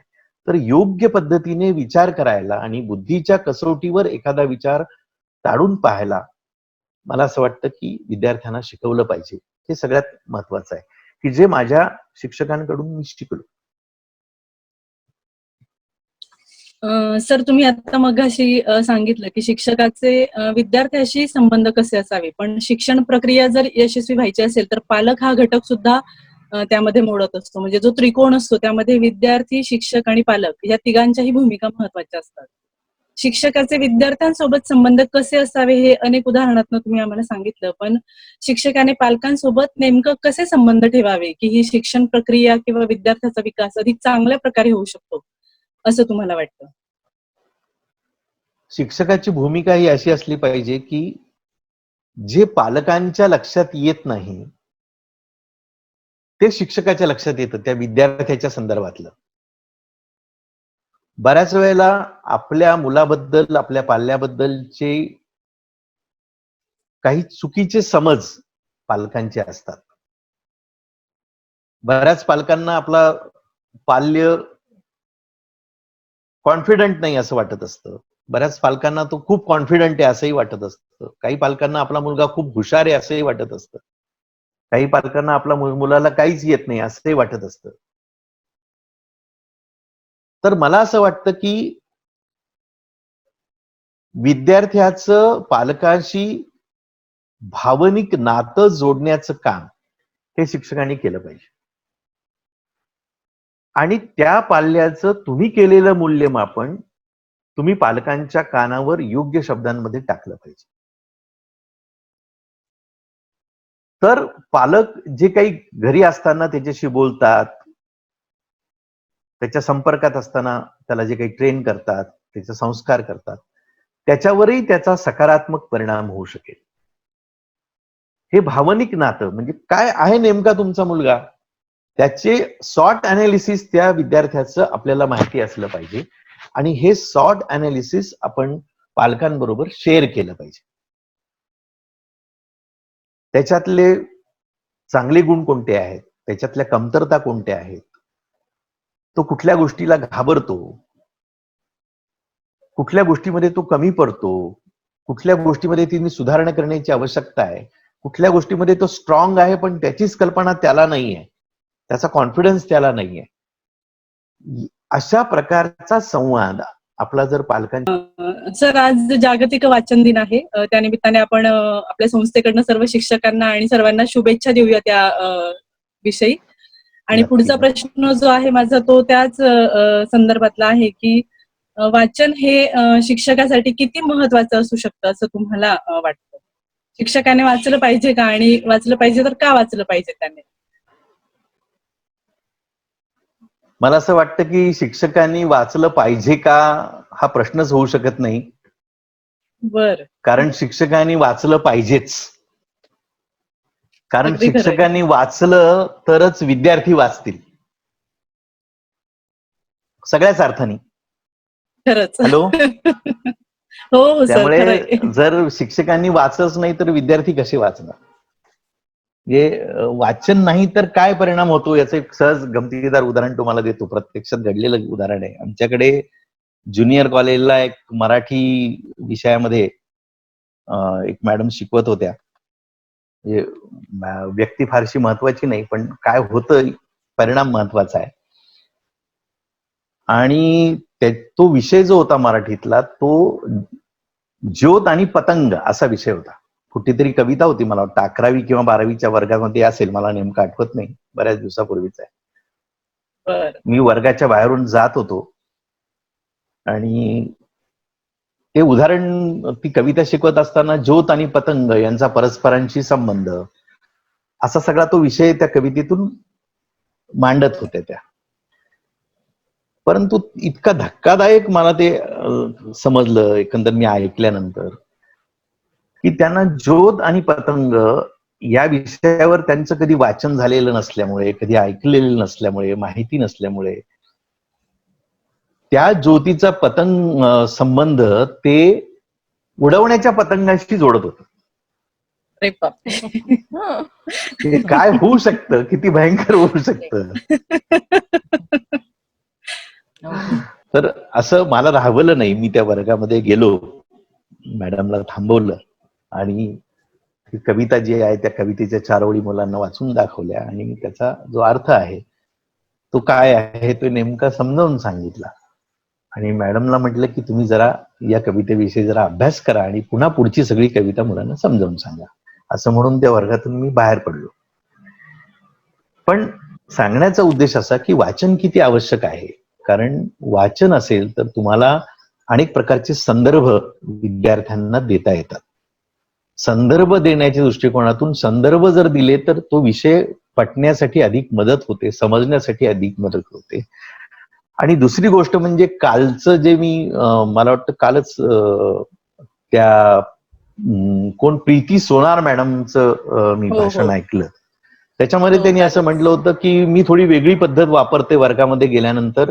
आय स्टार्ट विथ स्टोरी, असं त्यांनी, I begin with story to teach in my class. तर मला असं वाटतं की ह्यासाठी वाचन आवश्यक आहे. कारण तुम्ही वर्गामध्ये गेल्यानंतर डायरेक्ट त्या विषयाला सुरुवात करण्यापेक्षाही मुलांना एखादी गोष्ट सांगितली, एखादा प्रसंग सांगितला की जो त्या विषयाशी, त्या धड्याशी, त्या संकल्पनेशी संबंधित आहे, असं एखादं उदाहरण सांगितलं, एखादा गोष्ट सांगितली, एखादा इन्सिडन्स सांगितला आणि मग तुम्ही त्या विषयाकडे आलात, तर तो विषय समजणं मुलांना अधिक सोपं जातं आणि मुलांचं लक्ष त्या विषयाकडे येतं. लक्ष केंद्रित करण्यासाठी, मुलांचा त्या शिकण्यामधला इंटरेस्ट वाढवण्यासाठी मला असं वाटतं ही अत्यंत महत्वाची गोष्ट आहे की जी आपण केली पाहिजे, की आपण वाचलं पाहिजे. आणि आपण वर्गामध्ये जेव्हा जाऊ तेव्हा आपल्या विषयाशी निगडीत आपण जे काही वाचलंय, तो प्रसंग, तो इन्सिडन्स, पिक्चरचं सुद्धा द्यायला हरकत नाही. तुम्ही मराठी, हिंदी, इंग्रजी चित्रपटांचं उदाहरण द्या. आणि आता शिक्षक आणि विद्यार्थ्याचं नातं कसं असावं, परवाच मी कुठला एक सिनेमा बघितला ज्याच्यामध्ये तो हुशार मुलगा असतो, परंतु घरी त्याला काम करावं लागतं, त्यामुळे तो अभ्यास करू शकत नाही, उत्तर चांगले देत असतो आणि मग त्याला शिक्षा करतात आणि मग कसं समजावून सांगतात, अशा संदर्भातला एक प्रसंग होता. तर तुम्ही चित्रपटाची सुद्धा उदाहरणं देऊ शकतात. आपण चित्रपट बघण्याचं आता पुन्हा एकदा संदर्भ देतो की ज्ञान प्रबोधिनीने जे काही ऍप डेव्हलप केलेलं आहे, ज्या ऍपचा उल्लेख मागच्या वेळेला मी केला होता, तर त्या ऍपमध्ये त्यांनी एखाद्या कलाकृतीचं रसग्रहण कसं करावं किंवा ती कलाकृती कशी पाहावी, कशी ऐकावी, कशी समजून घ्यावी याबद्दलची माहिती दिलेली आहे. तर त्याचा अभ्यास खरं म्हणजे शिक्षकांनी केला पाहिजे. एखाद्या चित्रपटातला कुठला भाग आपण मुलांना सांगू शकतो, त्यातला विनोद गंमत म्हणून सांगणं गोष्ट वेगळी, पण त्या चित्रपटात खूप चांगला चांगला संदेश बऱ्याच चित्रपटांमधून दिलेला असतो, त्या प्रसंगांमधून दिलेला असतो. तर तो संबंध आपण अगदी उदाहरण तुम्हाला सांगायचं म्हणजे काल मी एक चित्रपट पाहिला, सायकल नावाचा. खूप सुंदर चित्रपट आहे. प्रत्येक शिक्षकांनी तो चित्रपट पाहायला पाहिजे असं मला वाटतं. या चित्रपटामध्ये अगदी शॉर्ट मध्ये सांगतो की तो जो कलाकार आहे तो गावातला ज्योतिषी आहे, चांगला ज्योतिष सांगतो आणि संपूर्ण पंचक्रोशीमध्ये त्याला ओळखणारे लोक आहेत.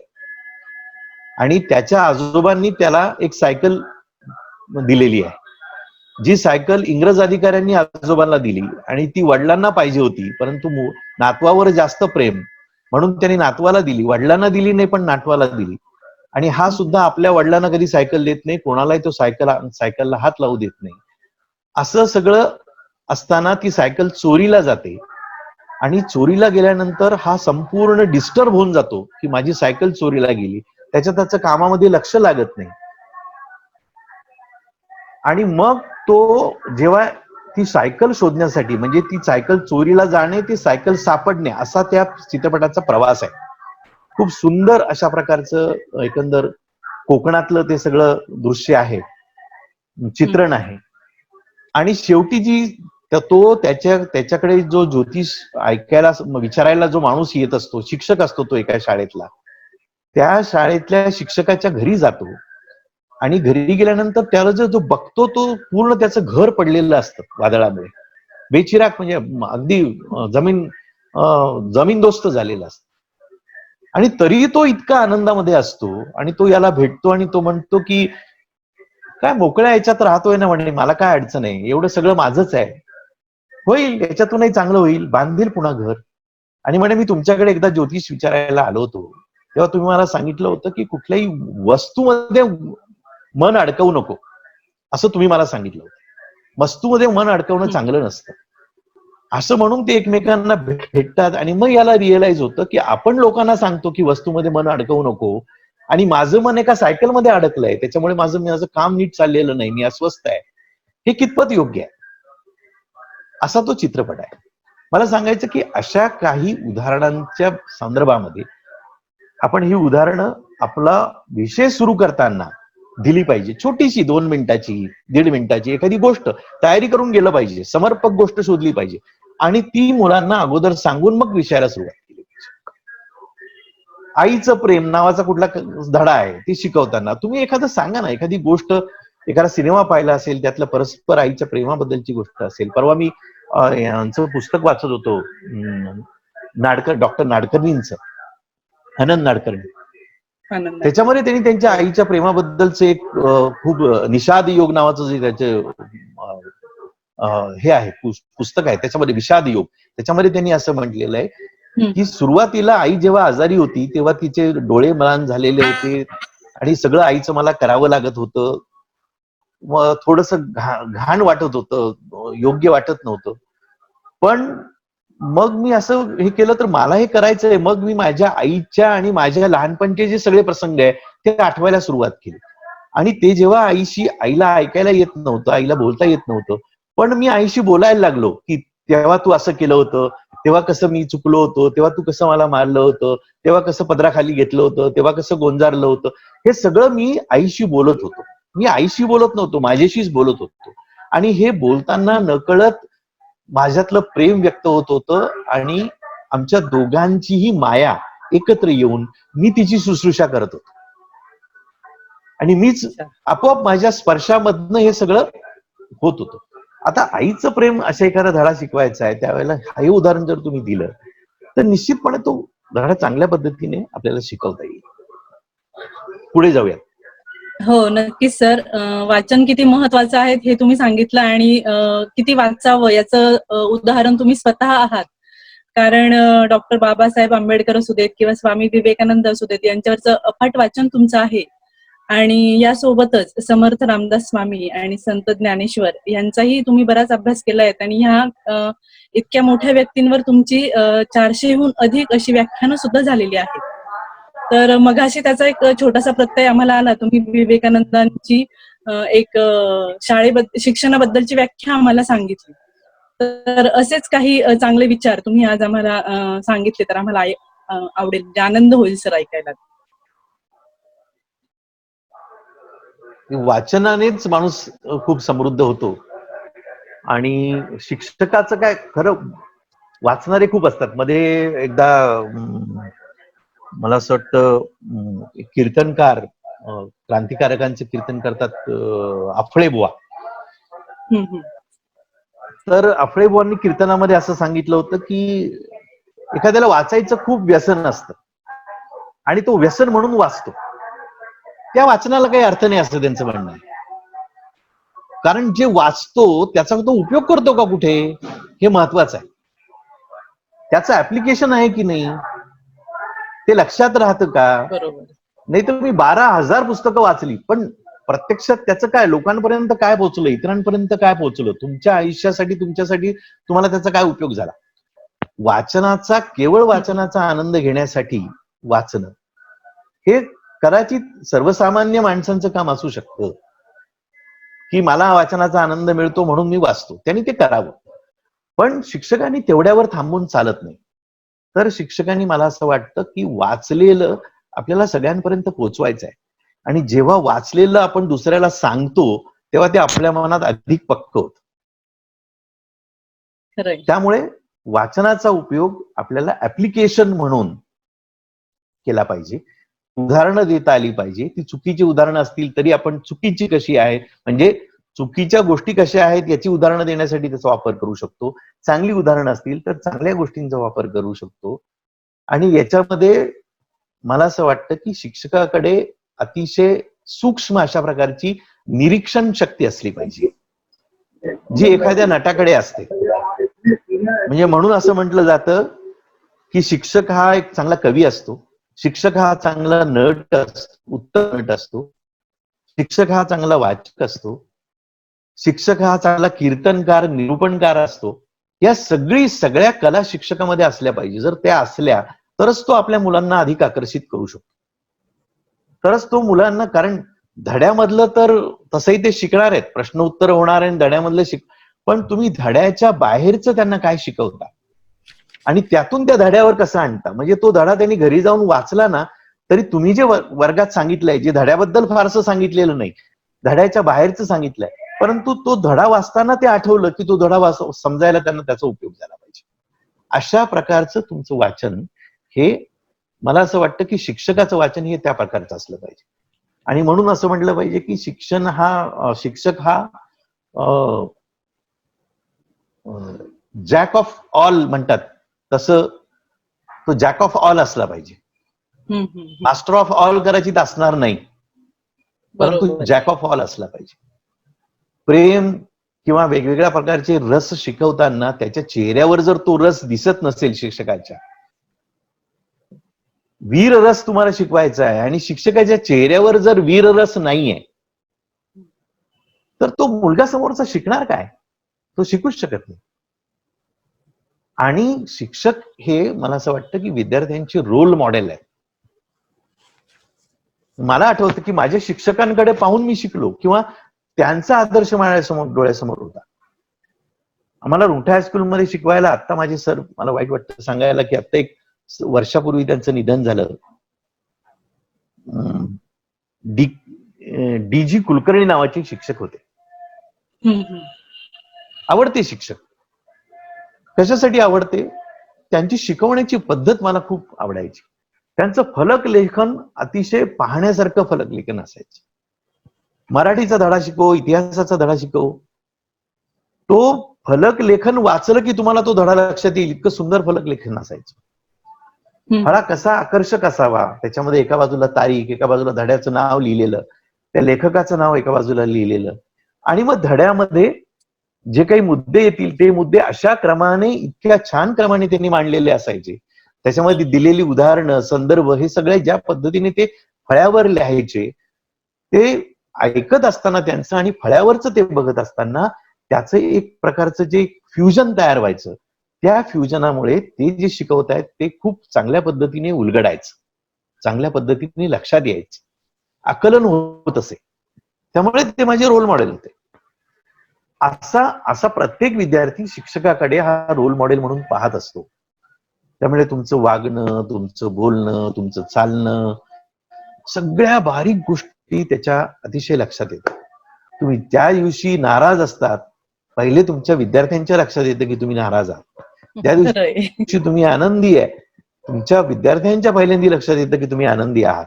तुम्ही रागावलेल्या असल्या तर पहिले विद्यार्थ्यांच्या लक्षात येतं की तुम्ही रागावलेले आहात. तुम्ही कॉन्फिडंट नसाल तर त्यांच्या अगोदर लक्षात येतं की आज मॅडमची तयारी नाही आहे किंवा आपल्या शिक्षकांची तयारी नाही आहे, ते शिकवतायत पण तयारी नाही झाली, काहीतरी गडबड आहे, हे त्यांच्या अगोदर लक्षात येतं. त्यामुळे मला असं वाटतं की आपण, शिक्षक हा खूपच महत्वाचा विषय आहे की जो विद्यार्थ्यांच्या पुढे जातो आणि शिकवतो, त्यामुळे ते त्याला आयुष्यभर आठवत असतं. आपण त्याला त्याच्या आयुष्याच्या तबल्यावर पहिली थाप मारायला शिकवत असतो आणि मग तो कुणाचा शागिर्द होणार, त्या तबला वादनामध्ये किती एक्सपर्ट होणार, पुढे किती जाणार, हे तुमच्या पहिल्या थापेवर अवलंबून असतं की तुम्ही पहिली थाप मारायला त्याला किती कॉन्फिडंटली शिकवता, त्याच्यावर पुढच्या सगळ्या गोष्टी असतात. अजून काय मॅडम, काही प्रश्न वेगळा? हा सर, एक प्रश्न विचारते मी आता आणि त्यानंतर मग आपले मॅडम तुम्हाला एक प्रश्न विचारणार आहे. तुम्हाला आतापर्यंत आम्ही 10 वाजेपासून ऐकतो आहोत सर, तर तुम्ही सर्वात आणि आमचे बाप माणूस आहात असं मला आता म्हणजे माहितीच होतं, पण अगदी खात्रीच पटली आहे. म्हणजेच ज्ञान, अनुभव, कर्तृत्व या सगळ्याच गोष्टींमध्ये तुम्ही आमच्यासाठी अतिशय अशा एका उच्च स्थानी, श्रेष्ठ स्थानी आहात. इतक्या साऱ्या जबाबदाऱ्या तुम्ही पार पाडत आहात आणि असं असतानाही जेव्हा आम्ही तुम्हाला कधी भेटायला येतो केबिन मध्ये किंवा काय, तेव्हा आमचं जे हसतमुख स्वागत तुम्ही करत असतात, या मॅडम बसा, किंवा जे तुम्ही अगदी शांत राहत असतात. मग अशी तुम्ही एक उल्लेख केला की हे तुम्ही सौदीकर मॅडम कडनं शिकलात म्हणून, म्हणजे एक रहस्य आम्हाला कळालं त्यामागचं, पण तरी तुम्ही इतके फिट आहात, इतके आनंदी असतात, सगळ्यांना समजून घेतात जसं घरात वडील समजून घेत असतात. मी बाप माणूस या अर्थाने म्हटली की तुम्ही आम्हाला आमच्या सगळ्या अडचणी, प्रश्नांवर उपाय सांगत असतात अगदी हसतमुखाने, आणि खूप शांतपणे सांगतात सर तुम्ही हे सगळं, म्हणजे कुठे चिडचिड नसते किंवा काहीच नसतं. तर यामागे आहार आणि व्यायाम तर असेलच, पण अजून काही वेगळं रहस्य आहे का यामागचं की जेणेकरून आम्हालाही तुमच्यासारखं होता येईल? रहस्य असं विशेष काही नाही, कारण प्रत्येक माणूस आहे म्हणजे त्याच्यात गुणदोष आहेत. तसं माझ्यातही अनेक दोष आहेत. जसे गुण आहेत तसे दोषही आहेत. परंतु आपले दोष अधिकाधिक कमी करणं, गुणांना वर्धिष्णू करण्याचा प्रयत्न करत राहणं, हा भाव जर असेल तर निश्चितपणे आपोआपच तो आपल्या वर्तनामध्ये येतो. आणि मला असं वाटतं की यामध्ये मला जे सगळ्यात महत्वाचं वाटतं ते म्हणजे स्वतःशी एक 5 मिनिटं तरी मी करीत असलेला संवाद हा सगळ्यात महत्वाचा वाटतो. कदाचित ते मेडिटेशन असेल, कदाचित ते अंतर्मनाशी असलेलं अंतर्मुख होणं असेल, स्वतःशी संवाद करणं असेल, असं असेल. परंतु ते केल्यामुळे मला आपोआप ही सगळी ऊर्जा मिळते आणि समोरच्या माणसावर माणूस म्हणून तुम्ही त्याला स्वीकारणं, माणूस म्हणून त्या माणसातलं जे एक देवपण आहे त्याला तुम्ही जर पहिला नमस्कार केला तर आपोआपच बाकीच्या गोष्टी कमी होतात. समोरचा माणूस कितीही रागाने तुमच्याकडे आला तरी पण तुम्ही शांतपणे जर त्याला ट्रीट केलं तर त्याच्यातला राग शांत होतो. याला आपण असं म्हणू की मागच्याही याच्यात मी सांगितलं होतं की कुठल्याही छोट्या मोठ्या प्रसंगामध्ये तुम्ही रिॲक्ट होता, सर्वसाधारणपणे आपण रिॲक्ट होतो, हे रिॲक्ट न होता रिस्पॉन्ड करण्याचा जर प्रयत्न केला तर सहजपणे हे साध्य होतं. आपण प्रतिसाद दिला पाहिजे, प्रतिक्रिया आपण देतो, प्रतिक्रिया देण्याच्या ऐवजी प्रतिसाद दिला पाहिजे. आणि ज्या खुर्चीवर तुम्ही बसलेला आहात, जे पद तुम्हाला लाभलेलं आहे, काल मी एक भाषण ऐकलं आणि त्या भाषणामध्ये एका डॉक्टरनी करोनाच्या संदर्भामध्ये डॉक्टर आपल्या सगळ्या असिस्टंट डॉक्टरांना असिस्ट करत होते आणि कर्मयोगावर ते बोलत होते. आणि कर्मयोगावर बोलताना त्यांनी असं सांगितलं की पोझिशन आणि पोझेशन या दोन्ही गोष्टींना जगात काही अर्थ नाहीये, या तात्पुरत्या आहेत. तुम्ही ज्या वेळेला एखाद्या खुर्चीवर बसता, हे प्रिन्सिपल म्हणून तुम्ही एखाद्या खुर्चीवर बसता किंवा सेक्रेटरी म्हणून एखाद्या खुर्चीवर बसता, जनरल सेक्रेटरी म्हणून एखाद्या खुर्चीवर बसता, शिक्षक म्हणून एखाद्या खुर्चीवर बसता, तर त्यांनी फार छान शब्द वापरले. तेव्हा ती खुर्ची इनडायरेक्टली म्हणत असते की तुझ्यासारखे अनेक आलेत आतापर्यंत, त्यातला तू एक आहेस. असं त्या खुर्चीचं मनोगत आहे. असं जर आपण लक्षात ठेवलं तर मग ही भाव आपल्या मनामध्ये येणार नाही की मी कोणीतरी सेक्रेटरी आहे, जनरल सेक्रेटरी आहे, प्रिन्सिपल आहे, मी तर शिक्षक आहे. मी शिक्षक आहे तरी अशा पद्धतीने लोक माझ्याशी कसं बोलू शकतात, पालक असं माझ्याशी कसं वागू शकतात, विद्यार्थ्यांनी माझ्याशी असं कसं रिॲक्ट व्हावं, मी त्याचा शिक्षक आहे. त्यामुळे ही पोझिशन आणि पोझिशन या दोन गोष्टी जे त्यांनी सांगितलेल्या आहेत, याला आयुष्यामध्ये काहीही किंमत नाही. त्यामुळे तुम्ही तिथं बसला आहात याच्यामध्ये तुमचं कर्तृत्व थोड्याफार प्रमाणात काही असेल, परंतु कर्तृत्वापेक्षाही जबाबदारीची जाणीव त्या खुर्चीमध्ये बसल्यानंतर तुम्हाला ठेवणं आवश्यक आहे. आणि तुम्ही तिथं बसल्यानंतर लोकांना नाराज करायला, लोकांना त्यांचा अपमान करायला तिथं बसलेला नाही. तर समोरचा माणूस चुकत असेल कदाचित तरी ती चूक त्याला नीट व्यवस्थितपणे समजावून सांगितली पाहिजे. आता नाही, एकदा नाही, दोनदा नाही, तिसऱ्यांदा त्याला कधी ना कधी त्याला समजेल. हे पेशन्स तुमच्याकडे असले पाहिजे.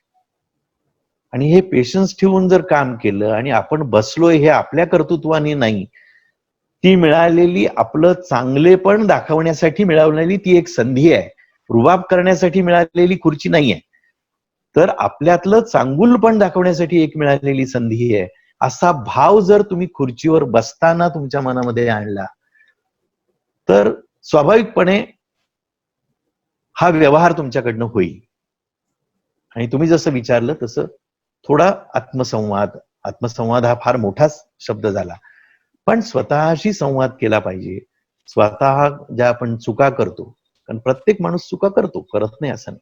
कुठलाही माणूस चुकांशिवाय किंवा दोषांशिवाय आहे असं माझं म्हणणं. मी सुद्धा, माझ्यामध्ये अनेक दोष आहेत, मला माहिती आहेत, कदाचित तुम्हाला माहिती नसतील, कारण तुमच्या समोर सगळा चांगुलपणा आलेला आहे. मी आळशी आहे, मला माहिती आहे मी आळशी आहे. आणखीन 4 गोष्टी असतील, पण हे मला माहिती आहे. पण त्याचं प्रकटीकरण होऊ नये, ते समाजाच्या दर्शनाचा तो भाग होऊ नये, तो आपल्याला कमी करण्याचा, आपण त्याच्यावर काम करून ते रिड्यूस करण्याचा तो एक विषय आहे. हे जेव्हा मनामध्ये नक्की होतं, त्यावेळेला स्वाभाविकपणे अशा प्रकारचं वर्तन होतं, असा माझा अनुभव आहे. त्याला फार काही फिलॉसॉफिकल टच देण्याची आवश्यकता नाही. एक साधी भावना याच्या मनामध्ये जर ठेवली तर हे साध्य होऊ शकतं. माझ्याकडे येणारे नक्कीच. अनेक लोक तक्रारी घेऊन येतात हो. किंवा त्यांच्या मनातलं साचलेलं सांगायला येतात. खरंय. त्यांच्या बाजूने ते योग्य असतं. आपण त्याला थोडासा दिलासा दिला. आता त्याचं काय अशी अपेक्षा नसते की तुम्ही लगेच त्याला उत्तर द्यावं किंवा त्याचं काम लगेचच्या लगेच करावं, अशी काय अपेक्षा नसते. म्हणून पुन्हा एकदा कालच्या सिनेमाचं उदाहरण देतो तुम्हाला. सगळ्यांना मी विनंती करेन, तर बघायला मिळाला तर अत्यंत बघा. हा सायकल नावाचा सिनेमा, याच्यामध्ये या ज्योतिषाची सायकल हरवते आणि तो एक मंदिरामध्ये दर्शन करत करत सायकल शोधायला जातो. तर एका मंदिरामध्ये दर्शन केल्यानंतर त्या मंदिरामध्ये तपस्वी असतात, बाबा किंवा ऋषी आपण त्यांना म्हणणार नाही, तपस्वी असतात. पांढरी दाढी वाढलेली, ती नेहमी देवापुढे पठण करत असतात. आणि हा ज्योतिषी असताना सुद्धा याला असं वाटत असतं की या बाबांनी माझी सायकल सापडेल की नाही याचं उत्तर द्यावं, असं याची इच्छा असते. आणि म्हणून तो त्याच्याकडे जातो आणि त्यांना म्हणतो की काय होईल, सापडेल का माझी सायकल? तर ते म्हणतात, अरे तू तर ज्योतिषी आहे, तुला मी काय सांगू तुझी सायकल सापडेल की नाही. पण हे बघ, ज्या वेळेला तू ज्योतिषाचं काम करत असताना लोक तुझ्याकडे येतात, त्यावेळेला तू पत्रिका बघून पत्रिकेतलं सांगतो का आणखीन काही त्याच्या व्यतिरिक्त सांगतो? तो म्हणतो नाही, मला माझ्या वडिलांनी आजोबांनी शिकवलं होतं की त्याच्या व्यतिरिक्त सांगितलं पाहिजे. म्हणजे त्याच्या व्यतिरिक्त जे सांगायचं ना, ते मी तुला आता सांगतो. पत्रिका तर मी काही तुझी बघणार नाही, तू स्वतः ज्योतिषी आहे, पण त्याच्या व्यतिरिक्त जे सांगायचंय ते महत्वाचं आहे की काही काळजी करू नको, सगळं ठीक होईल, चांगलं होईल, तुला आनंद वाटेल असं काहीतरी होईल. मग तू परत म्हणतो की म्हणजे त्याची अपेक्षा असते की सायकलचं काय, मग सायकल सापडेल की नाही ते मी नाही सांगू शकत मला. पण जे होईल ते आनंददायक होईल, चांगलं होईल, छान होईल. तू चांगलं काम करतोय ना, चांगलं होईल. आणि जेव्हा आपण पिक्चरच्या शेवटाला जातो तेव्हा असं लक्षात येतं की ज्या माणसाला मिठी मारून जमीनदोस्त झालेलं घर तो बघतो आणि त्या माणसाला मिठी मारून तो म्हणतो की तो ऐकतो त्याच्या तोंडून की तुम्ही मला सांगितलंय वस्तूमध्ये मन अडकवायचं नसतं, तेव्हा त्याचं ह्या वस्तूमधलं मन गळून पडतं. त्याच्या पुढच्याच प्रसंगात त्याला सायकल सापडते, परंतु तो सायकल तिथेच सोडून देतो, सायकल घेत नाही, आपल्या बरोबर आणत नाही. आणि इकडे त्याच्या सगळ्या घरचे त्याचं सायकलवर असलेलं प्रेम आणि सायकलमुळेच तो आहे, म्हणजे आता तो कसा डिस्टर्ब होईल, त्यामुळे किती प्रॉब्लेम येतील, हे सगळं समजून त्याच्यासारखी एक सायकल बनवतात, त्या सायकल सारखी, आणि रंग देऊन त्याच्यासमोर उभी करतात. आणि मग त्या सायकलला हात लावल्यानंतर त्याच्या हाताला त्याच्या सायकलचा पिवळा रंग लागतो आणि त्याच्या कळतं त्याला की कारण त्यांनी खरी सायकल पाहिलेली असते जिथे तो सोडून आलेला असतो. आणि मग तो म्हणतो की आता ही सायकल त्याच्या मनामधून उडून जाते. ते असा पंख लावल्याचं त्यांनी हे केलं, म्हणजे सायकल जवळ बसतो आणि पंखाची अशी ऍक्शन करतो. त्याची मुलगी छोटी असते फार, त्या मुलीचंही डायलॉग खूप छान चित्रपट आहे, तिचे डायलॉग खूप चांगले आहेत. तर सांगण्याचा उद्देश असा की मग त्याला ते आठवतं की बाबांनी काय सांगितलंय, कदाचित तुझी सायकल सापडणार नाही, कदाचित सापडेलही, पण आनंददायक काहीतरी घडेल. आता त्याच्या मनामध्ये वस्तूमध्ये मन अडकवण्याचा जो एक दोष होता, हा दोष निघून गेला. ही आनंददायक गोष्ट आहे, ही चांगली गोष्ट आहे, ही शेवटी घडलेली. त्यामुळे मला असं वाटतं हा व्यवहार जो आहे, हा व्यवहार थोडस अंतर्मुख होण्याने किंवा स्वतःच्या संवादाने निश्चितपणे सगळ्यांना जमू शकेल. त्यात काही अवघड गोष्ट नाही, मी काही विशेष करत नाही. अजून पुढे नक्की सर, किती वेळ राहिलाय आपल्याला? प्रयत्न करूया. पुढचा प्रश्न आपले मॅडम विचारताय ना? हा साळवे सर आहे ना वेळ आपल्याला अजून? साळवे सर आपल्याला वेळ आहे का अजून? हो आहे, वेळ आहे. हा सर, मग हा एक प्रश्न विचारायचा राहिला होता DMI बद्दल, तो विचारतेस मी. पण मला सर म्हणजे खरोखर असं वाटतंय की म्हणजे तुमचे जे अनुभव आहेत ते ऐकतच राहावे किंवा तुमचं बोलणं हे ऐकत राहावं, कारण तुम्ही जे उदाहरणं देतात ती खरंच खूप छान असतात. आणि म्हणजे अनेक मोटिवेशनल सिनेमांचा पण त्याच्यामध्ये उल्लेख येतो आणि त्याच्यामुळे आम्हाला पण एक प्रकारचं मोटिवेशन हे नेहमी मिळत राहतं. आणि छान बोलतात तुम्ही. तुम्ही मागे पण एक उदाहरण दिलं होतं की आपले दोष जे आहेत ते व्हर्टिकल, म्हणजे हे मला खूप लक्षात राहिलं की दोष जे आहेत ते व्हर्टिकल स्वरूपात सांगावेत, इतरांचे दोष, आणि गुण जे आहेत ते हॉरिझॉन्टल स्वरूपात सांगावे. अगदी म्हणजे मला खूपच ते भावलं होतं उदाहरण. असं जर सगळ्यांनीच वागलं तर एक खूप छान असं नातं सगळ्या संस्थेमध्ये निर्माण होईल आणि ते टिकून पण राहील. आणि प्रत्येकच माणसाने असं खरंच वागलं पाहिजे असं मला वाटतं. म्हणजे तुमचे उदाहरणं जे आहेत ते खूप घेण्यासारखे असतात, आम्हाला मोटिवेशन, मार्गदर्शक असतात. तर आता मला फक्त DMI बद्दलचाच प्रश्न जो विचारायचा राहिला होता हा, की त्याची सुरुवात किंवा सध्याची वाटचाल जी काही आहे ती कशी चालू आहे त्याबद्दल सांगा आम्हाला. मी संस्थेमध्ये काम सुरू केल्यानंतर माझ्याकडे ज्या छोट्या मोठ्या जबाबदाऱ्या आल्या त्याच्यामध्ये सगळ्यात पहिल्यांदा, म्हणजे त्याचा थोडासा आढावा घेऊन पुढे जाऊयात, की सगळ्यात पहिल्यांदा माझ्याकडे जबाबदारी आली ती ऍडव्हेंचर फाउंडेशनची जबाबदारी आली. आणि जेव्हा जबाबदारी घेतली त्यावेळेला दृष्टिकोन असा होता की जी संस्था किंवा जे युनिट आपल्याकडे सोपवलेलं आहे त्या युनिटचा आपल्याला योग्य दिशेने आपल्याला विकास कसा करता येईल, त्याच्यामध्ये आपण दूरदृष्टी ठेवून काही विचार करू शकतो का, अशा प्रकारचा विचार ठेवून ही जी काही शिदोरी मिळालेली आहे संस्कारातून, मला सांगायला आवडेल की या माझ्या सगळ्या संस्कारामध्ये सगळ्यात मोठा परिस्पर्श मला जो झालेला असेल तो आईवडिलांचे संस्कार आहे, वातावरण आहे, भाऊ बहिणीकडे इकडे राहिलो नाशिकला आल्यानंतर त्यांचे संस्कार आहे, ते तर आहेच आहे, शिक्षकांचंही कॉन्ट्रीब्युशन त्याच्यामध्ये आहे. पण सगळ्यात जास्त परिस्पर्श मला जो लाभला तो म्हणजे अखिल भारतीय विद्यार्थी परिषदेचा. विद्यार्थी परिषदेचं काम करताना जे मी शिकलो त्याच्यामधून मी खूप स्वतःला विकसित करू शकलो किंवा स्वतःला समाजाभिमुख करण्याचं जे काही दृष्टिकोन होता तो प्रत्यक्षात आणू शकलो तर केवळ विद्यार्थी परिषदेमुळे. त्यामुळे विद्यार्थी परिषदेच्या या संस्कारामधून आपल्याला दिलेलं काम आपल्याला अधिक चांगल्या पद्धतीने कसं करता आलं पाहिजे हा दृष्टिकोन ठेवला. आणि म्हणून मला असं वाटतं की भोसला ऍडव्हेंचर फाउंडेशन त्यावेळेला केवळ भोसला मिलिटरी स्कूलच्या होणाऱ्या, म्हणजे आपल्या स्कूलमधून जे विद्यार्थी जायचे त्यांच्यावर त्यांचे जे काही कॅम्प आपण घेत होतो त्याच्यावरच ऍडव्हेंचर फाउंडेशन चालत होतं. परंतु त्याच्यामध्ये थोडासा अधिक विचार करून, अधिक प्रयत्न करून ऍडव्हेंचर फाउंडेशनचा विकास कसा करता येईल असा सगळा विषय सुरू झाला. आणि आज सांगायला असं आनंद वाटतो की आज जवळपास 17-18 हजार किंवा त्याहूनही जास्त विद्यार्थ्यांनी, मला एकदा आत्ता सांगता येणार नाही, ते इतक्या विद्यार्थ्यांनी प्रशिक्षण त्याच्यामध्ये घेतलेलं आहे. आणि आता मॅक्सिमम विद्यार्थी हे बाहेर गावून, बाहेरच्या राज्यातले, काही जण बाहेरच्या देशातले भोसला ऍडव्हेंचर फाउंडेशनच्या या वेगवेगळ्या याच्या कोर्सेससाठी येतात.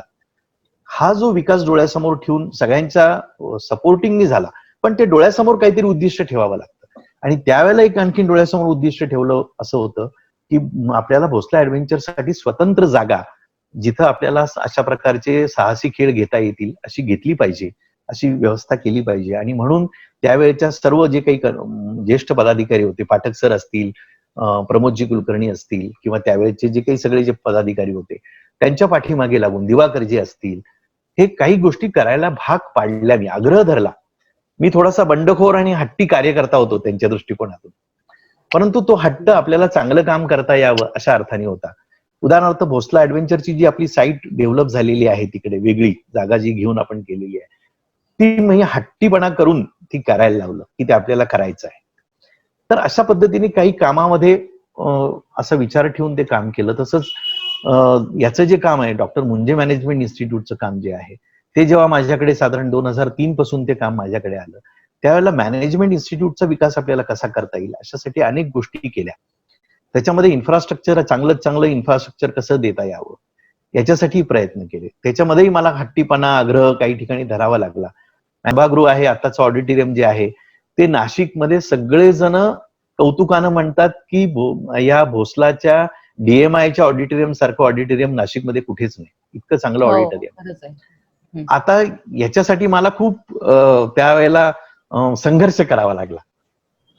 आमच्या सगळ्या पदाधिकाऱ्यांसाठी प्रायोरिटी त्याची एस्टॅब्लिश करण्यासाठी, त्याची गरज एस्टॅब्लिश करण्यासाठी संघर्ष करावा लागला. छोटे त्याच्या बांधकामाचे जे छोटे त्याच्या डिझाईन वगैरे आहे त्याच्यासाठी काही आग्रह धरावा लागला आणि ते करावं लागलं. सांगण्याचा उद्देश असा की एखादं युनिट जर काम हातामध्ये घेतलं तर ते कसं विकसित होऊ शकतं याचा काही डोळ्यासमोर दृष्टिकोन हे ठेवून, एक स्वरूप ठेवून, एक दृष्टी ठेवून ते त्या पद्धतीने करण्याचा प्रयत्न केला, जो संस्कार माझ्यावर झालाय, संघातून झालाय, विद्यार्थी परिषदेतून झालाय, आणि त्यामुळे त्या कामाचं समाधान मला मिळालं. तिथं अनेक चांगल्या प्रकारचे प्रयोग सुरू केले, त्यातले काही सुरू राहिले, काही आता नावाला आहेत, काही चालतायत, असं झालंय. त्यानंतर टिकवणं हे तितकंसं शक्य झालं नाही, काही त्यातले चालले आहेत. परंतु मॅनेजमेंट इन्स्टिट्यूटमध्ये शिकवणाऱ्या विद्यार्थ्यांचं, अध्यापकांचं सुद्धा ऑन जॉब कोचिंग झालं पाहिजे, त्यांना जॉबवर जाऊन प्रशिक्षण घेता आलं पाहिजे, ही संकल्पना आणली. किंवा एंटरप्रेन्योरशिप डेव्हलपमेंट सेल, आपल्याकडे मॅनेजमेंट MBA करणाऱ्या प्रत्येक विद्यार्थ्याला नोकरी मिळेलच असं नाही, पण त्यांनी स्वतःच्या पायावर उभं राहून उद्योजक होण्याचा प्रयत्न करावा, यासाठी एंटरप्रेन्योरशिप डेव्हलपमेंट सेल सुरू केला. तो सेल असावा. किंवा मेंटॉरिंग सिस्टीम, दर 15 विद्यार्थ्यांच्या पाठीमागे एक शिक्षक मेंटॉर म्हणून त्यांनी काम करावं. त्या सगळ्या विद्यार्थ्यांचे डिटेल्स त्यांना माहिती असले पाहिजे, त्या विद्यार्थ्याची घरची परिस्थिती माहिती असली पाहिजे, त्या विद्यार्थ्याचं सॉर्ट अनालिसिस त्यांनी केलं पाहिजे, आणि त्या विद्यार्थ्याचा 2 वर्षामध्ये चांगला विकास कसा होईल याचा विचार केला पाहिजे. अशा अनेक गोष्टी तिथं केल्या. आणि म्हणून मॅनेजमेंट इन्स्टिट्यूट हे एक वेगळ्या पद्धतीने आज सुद्धा तिथं काम करणारे जे काही शिक्षक आहेत ते अत्यंत चांगल्या गुणवत्तेने काम करतात, चांगल्या मोटिवेशननी आणि कमिटमेंटनी काम करतात, हे मला सांगायला आवडेल. कारण त्या प्रकारचं वातावरण त्या ठिकाणी टिकवून ठेवण्यासाठी जे विचार करायला पाहिजे तो केला. आणि म्हणून मला असं वाटतं की ते साध्य होऊ शकलं. याच्यासाठी सगळ्यांची मदत, मी एकट्याने काही केलं असं माझा बिलकुल दावा नाही, परंतु ते करण्यासाठी जो पुढाकार घ्यावा लागतो, इनिशिएटिव्ह घ्यावा लागतो, त्यामुळे तुम्हाला कामाचं समाधानही मिळतं. आणि म्हणून भोसले ऍडव्हेंचर फाउंडेशनचा जो काही डेव्हलपमेंट झाली आहे, त्याच्यानंतर याची जी डेव्हलपमेंट झाली आहे, किंवा महाविद्यालयातल्या काही इन्फ्रास्ट्रक्चर डेव्हलपमेंटच्या विषयातला विषय असेल, तर यामध्ये नक्की कामाचं समाधान त्या ठिकाणी मिळालेलं आहे. आणि हे कामाचं समाधान मिळणं फार महत्वाचं असतं असं मला वाटतं.